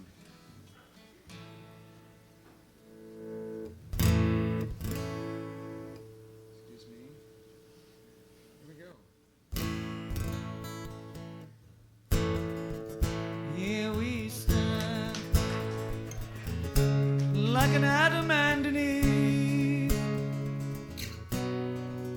waterfalls, the Garden of Eden, two fools in love, so beautiful and strong, birds in the trees, smiling upon of the dinosaurs, cars were run on gasoline.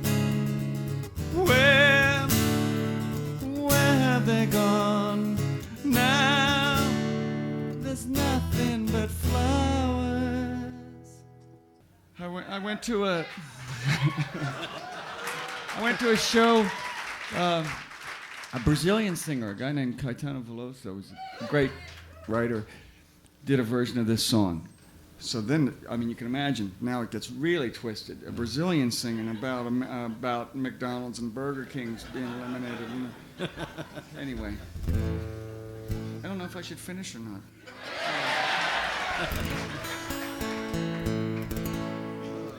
I'll put in the thing. No pressure. Years ago, I was an angry young man. I'd pretend that I was a billboard standing tall by the side of the road. I fell in love with a beautiful highway. This used to be real estate, now it's only fields and trees. Where is the town now? Now there's nothing but flowers. The highways and cars were sacrificed for agriculture. I thought that we'd start over, but I guess I was wrong. This was a parking lot, now it's a peaceful oasis. You got it, you got it. This was a Pizza Hut, now it's all covered with daisies. You got it, you've got it. I miss the honky tonks, Dairy Queens, and 7-Elevens. You got it, you got it. And as things fell apart, nobody paid much attention.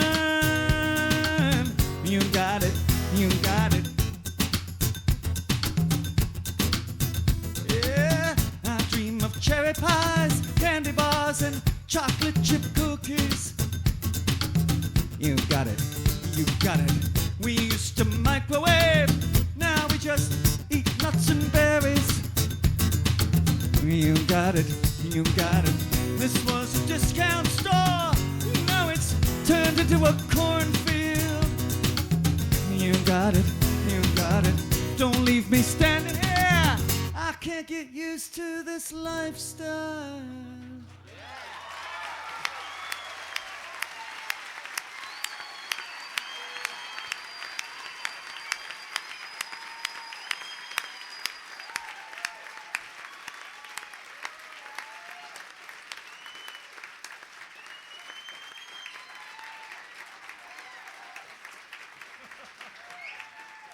This is a great thing, this thing here.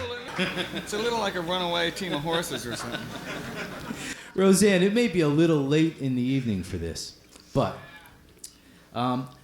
you were quoted in a magazine as talking about songwriting being a very cathartic thing for you.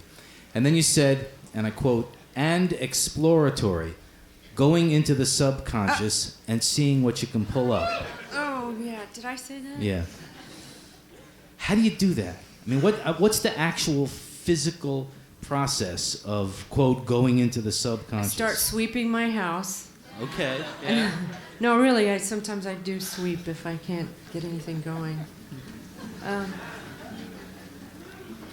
It's very hard to articulate. I think mainly you just get yourself out of the way and hope your skills support you as you get out of the way for something fresh to happen. So you can be doing something like sweeping, driving the car. Yeah. David, you talked Yeah, earlier we talked about that driving earlier. the You car. engage that half of your brain that's rational. Can you just be sitting in a chair at a desk?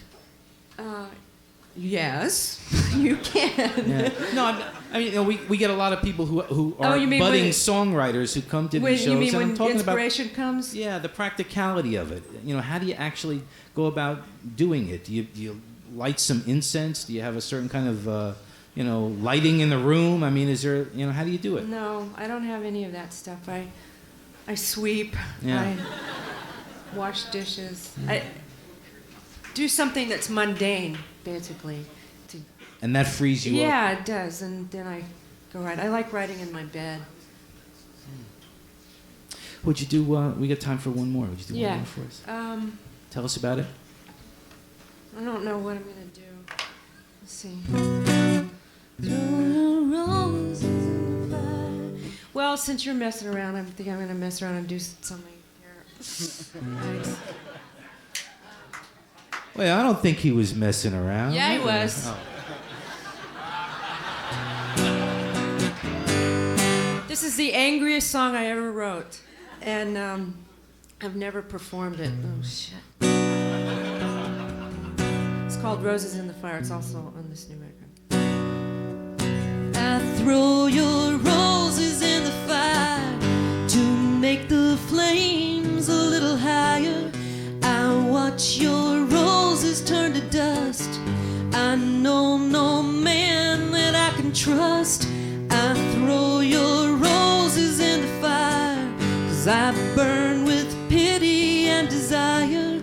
I'll be your vision dressed in black, who won't be back. Another woman's on the telephone. Pick it up and tell her you're home. I see your face turn into broken glass. Talking slow, thinking fast. I throw your roses in the fire. No one could say I didn't try. I watch your roses fall like tears. I've crawled this path for all these years. I throw your roses in the fire to burn away the old desire. We were a desperate pair of souls, so let me go. Another woman has her point of view. Let her talk now that we're through. Oh, I can't even finish this. It gets really nasty.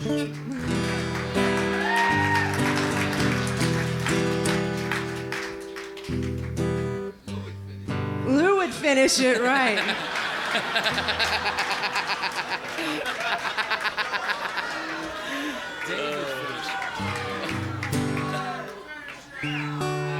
All right, it goes. How in the heck does it go? Well, it says, I'll kill you if we can't be friends. I can't finish it. I can't. Oh, what the heck? Another woman has a point of view. Let her talk now that we're through. I see her face retreat behind the glass, listening slow, sinking fast. Oh, I'll kill you if we can't be friends. I'll bleed like diamonds running through your hands. I'll be a bitter taste you can't forget, and I won't leave this world until you relent.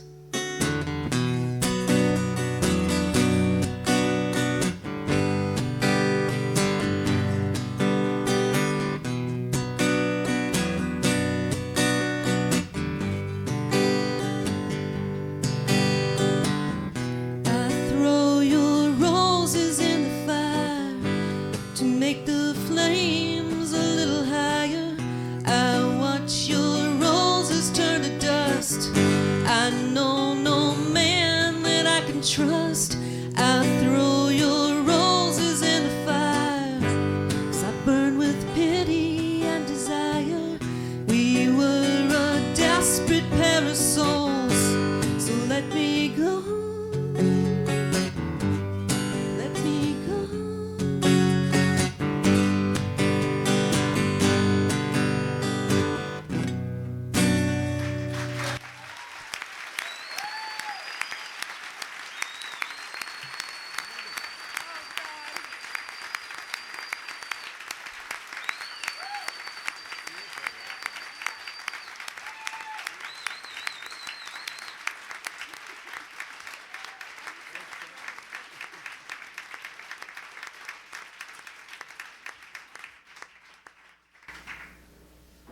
Go ahead, top that, Luke. Wouldn't have phrased it that way. Good question.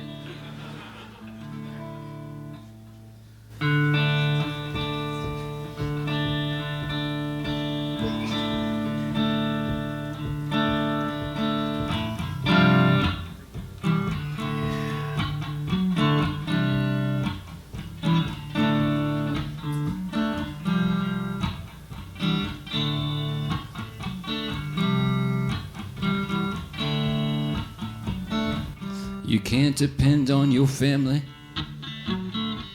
You can't depend on your friends. You can't depend on a beginning.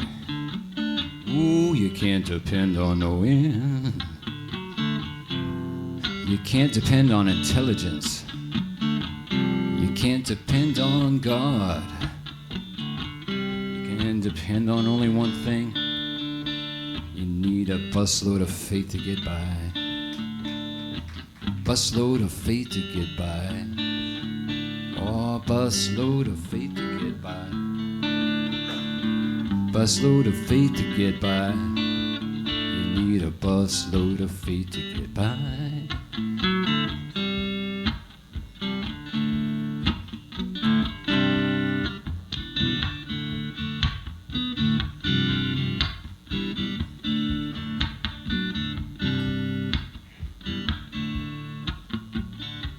You can depend on the worst always happening.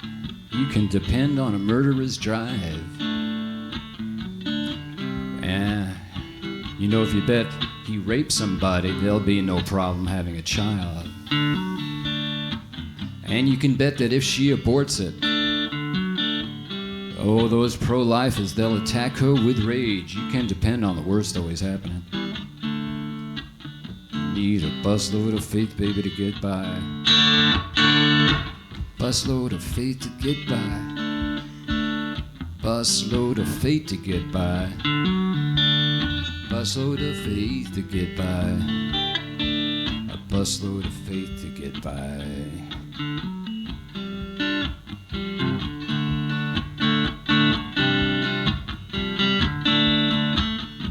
You can't depend on the goodly-hearted.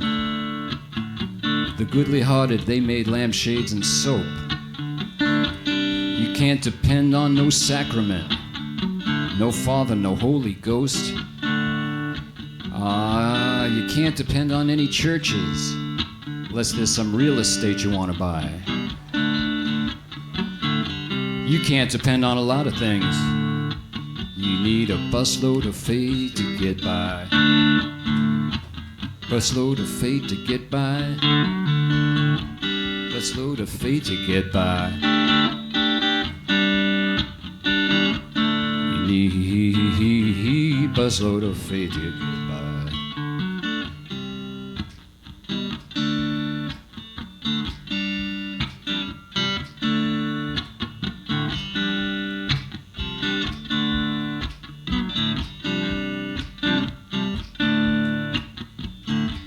You can't depend on no miracles.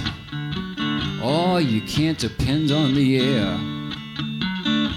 You can't depend on any wise men. You know why? You can't find them because they ain't there.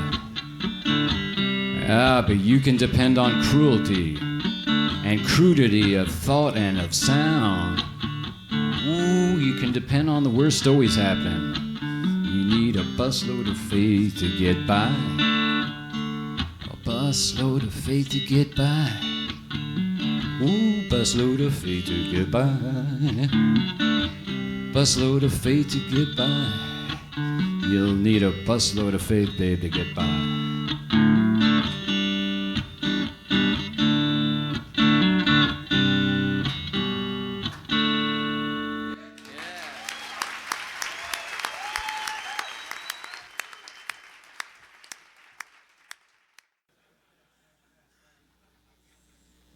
Songwriters and meditation ceremonies.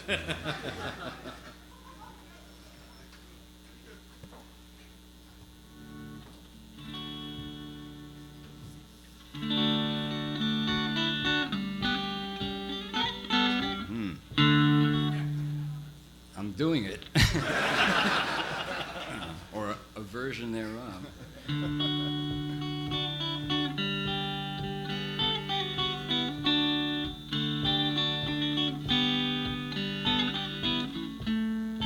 I'll be your mirror, reflect what you are. In case you don't know, I'll be the wind, the rain and the sunset, the light on your door, to show that you're home when you think the night has seen your mind. that inside you're twisted and unkind.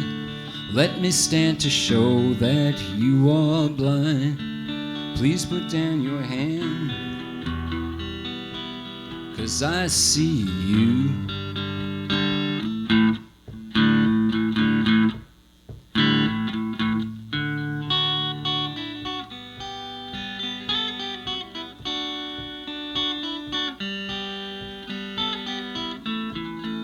I find it hard to believe that you don't know the beauty that you are.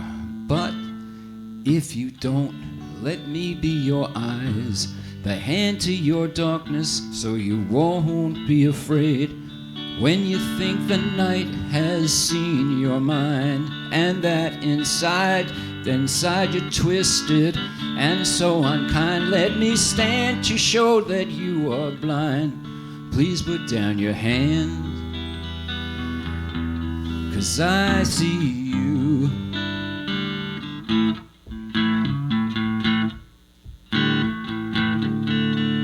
I'll be your mirror. I'll be your mirror.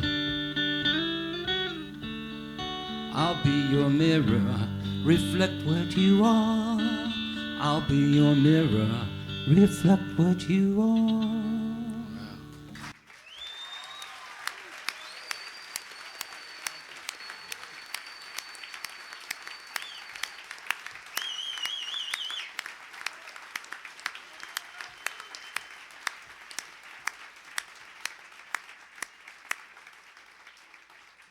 Okay, here's what we're going to do. We're going to go around one more time.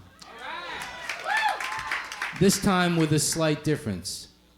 This is the way we always end each of these shows in this series. We ask our songwriters to sing a song they didn't write, a song somebody else wrote, a song that means something to them, is important to them, a song they love to sing. Frequently, we can find out a lot about people through their choice. Luka Bloom. This one is a tough call because I've been torn between Mike Scott and LL Cool J for this one.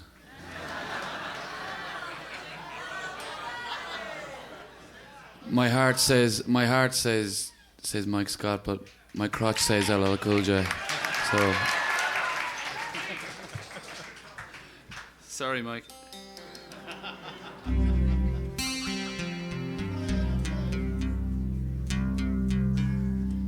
Hold on a second. Aim it the other way, Luka. You're all right, Lou. Be a sad way to go.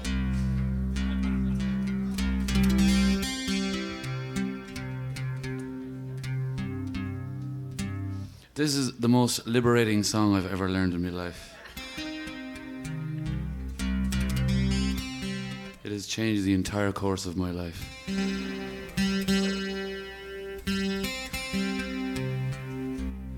Before I learned this song, 99% of my songs and my shows were all about death and martyrdom, and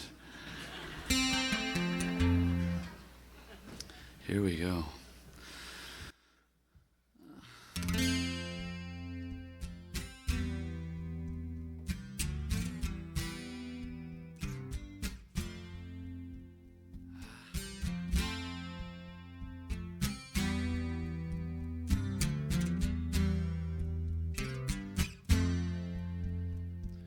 When I'm alone in my room, sometimes I stare at the wall. In the back of my mind, I hear my conscience call, telling me I need a girl who is as sweet as a dove. For the first time in my life, I can see I need love. There I was, joking at my games. So many hearts, and I'm saying no names.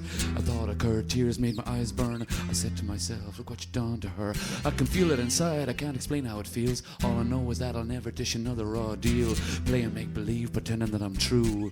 Holding in my laugh as I say I love you. Saying no more, a whisper in your ear. I say I love you, and I will always be here. And though I often reminisce, I can't believe that I found a desire for true love floating around inside my soul, because my soul is cold. Half of me deserves to be this way until I'm old. The other half needs affection and joy, and the warmth created by a girl and a boy. I need love.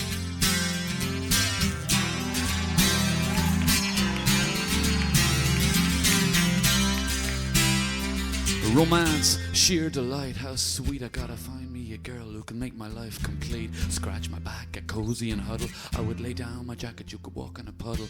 I'd give you a rose, pull out your chair before we eat. I'd kiss you on the cheek, oh girl, you're so sweet. It's deja vu whenever I'm with you. I could go on forever telling you what I do. But where the hell are you, neither here nor there? I swear I can't find you anywhere. You're not in my closet or under my rug on this love search. It's really making me bug. So if you know who you are, why don't you make yourself seen? Take a chance with my love, you'll see what I mean. Fantasies can run, but they cannot hide. And when I find you, I will pour my love inside. I need love. Woo.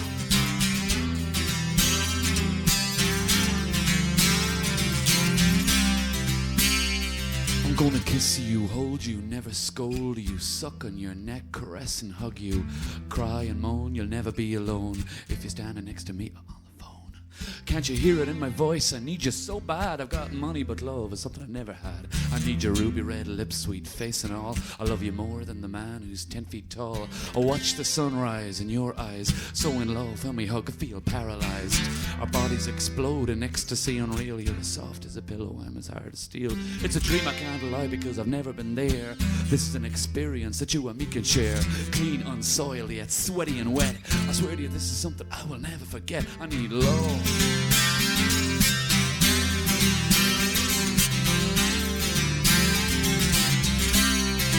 I need love.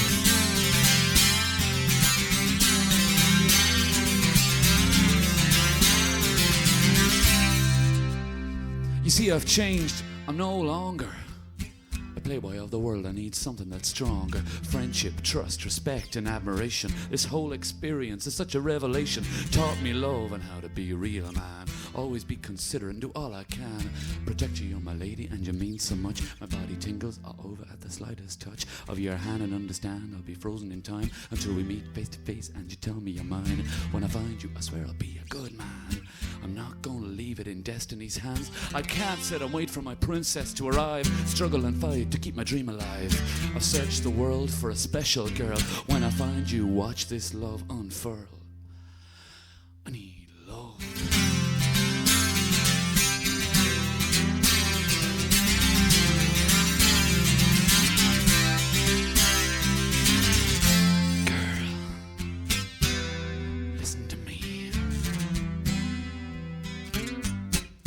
If you're out there, please make yourself seen.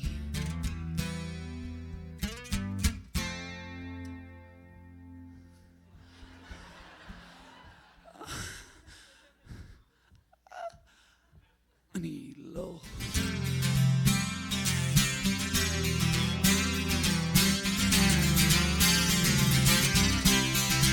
I need love.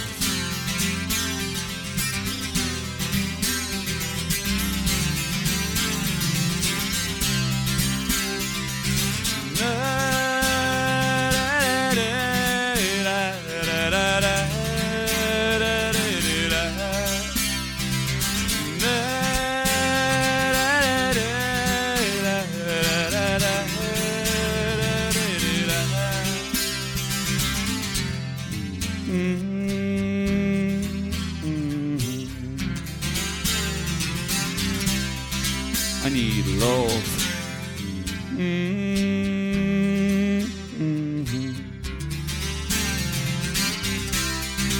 I need love.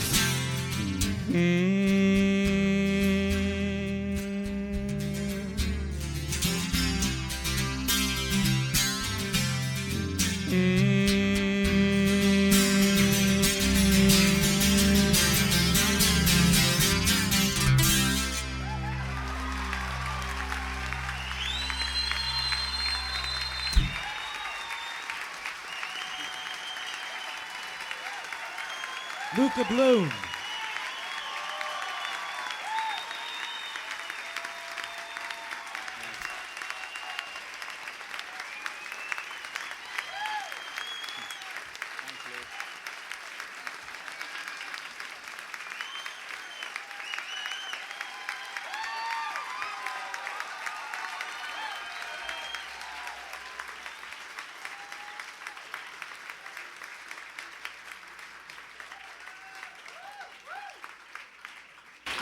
David?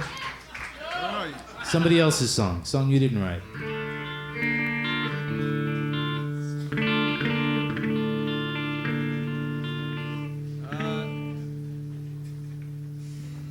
I did a benefit for the homeless a while ago and was looking for a song.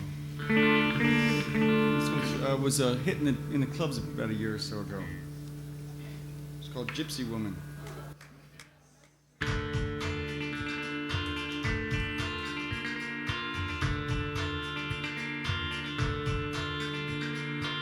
She wakes up early every morning just to do her hair now. But she cares now. Her day wouldn't be right without her makeup. Gotta have her makeup. She's just like you and me, but she's homeless. She's homeless. As she stands there singing for money.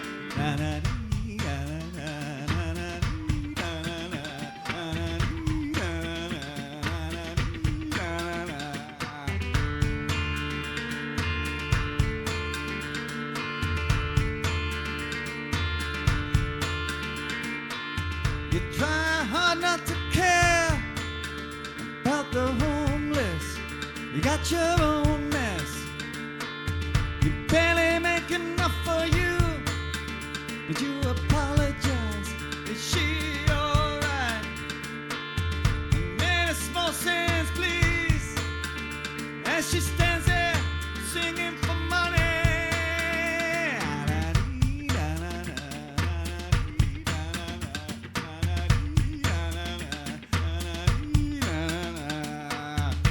In my sleep I see her begging, reaching, please.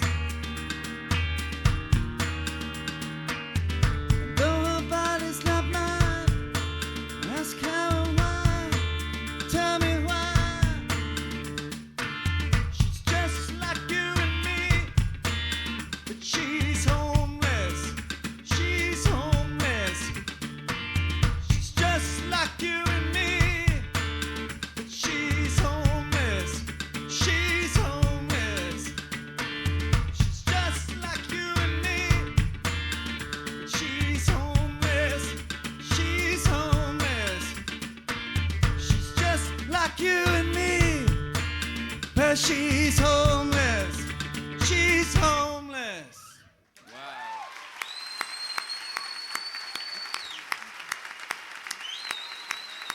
David Byrne.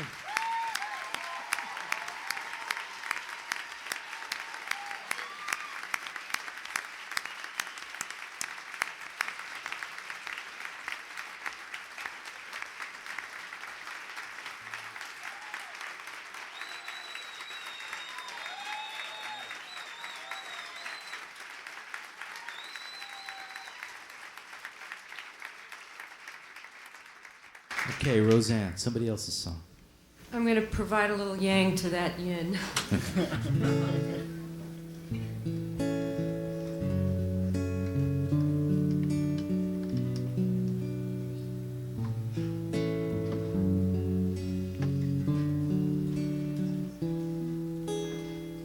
All I want is a room somewhere far away from the cold night air, with one enormous chair. Wouldn't it be lovely? Lots of chocolate for me to eat, lots of coal making lots of heat, warm face, warm hands, warm feet. Wouldn't it be lovely?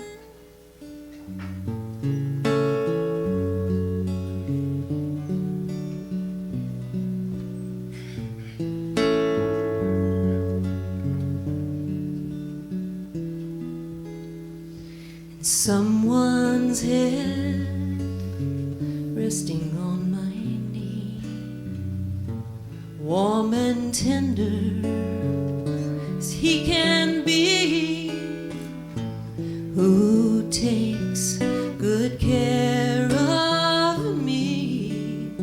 Wouldn't it be lovely? Lovely.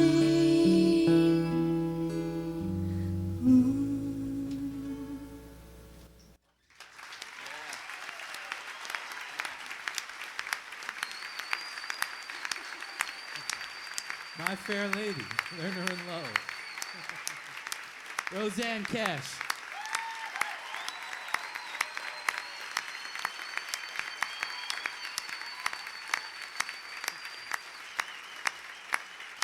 What a great choice. Thank you.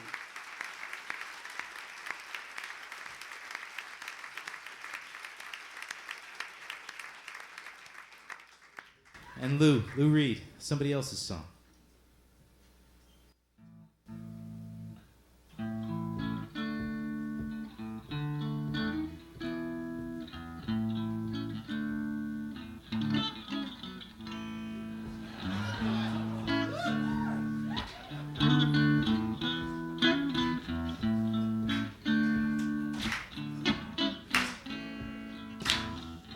People say I'm the life of the party, 'cause I tell a joke or two. Although it may seem cute, it's just a substitute. Deep inside, I'm blue. Take a good look at my face. You know, my smile looks out of place. Look a little bit closer, it's easy to trace the tracks of my tears. I need you, need you. Thank you.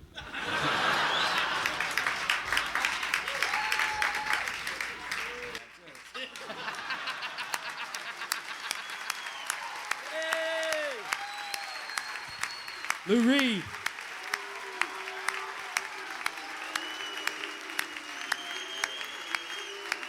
And there you have a bunch of songwriters sitting around singing in their own words. Luka Bloom, David Byrne, Rosanne Cash, Lou Reed. I'm Vince Scelsa. I thank you for your ears. Safe home. Good night.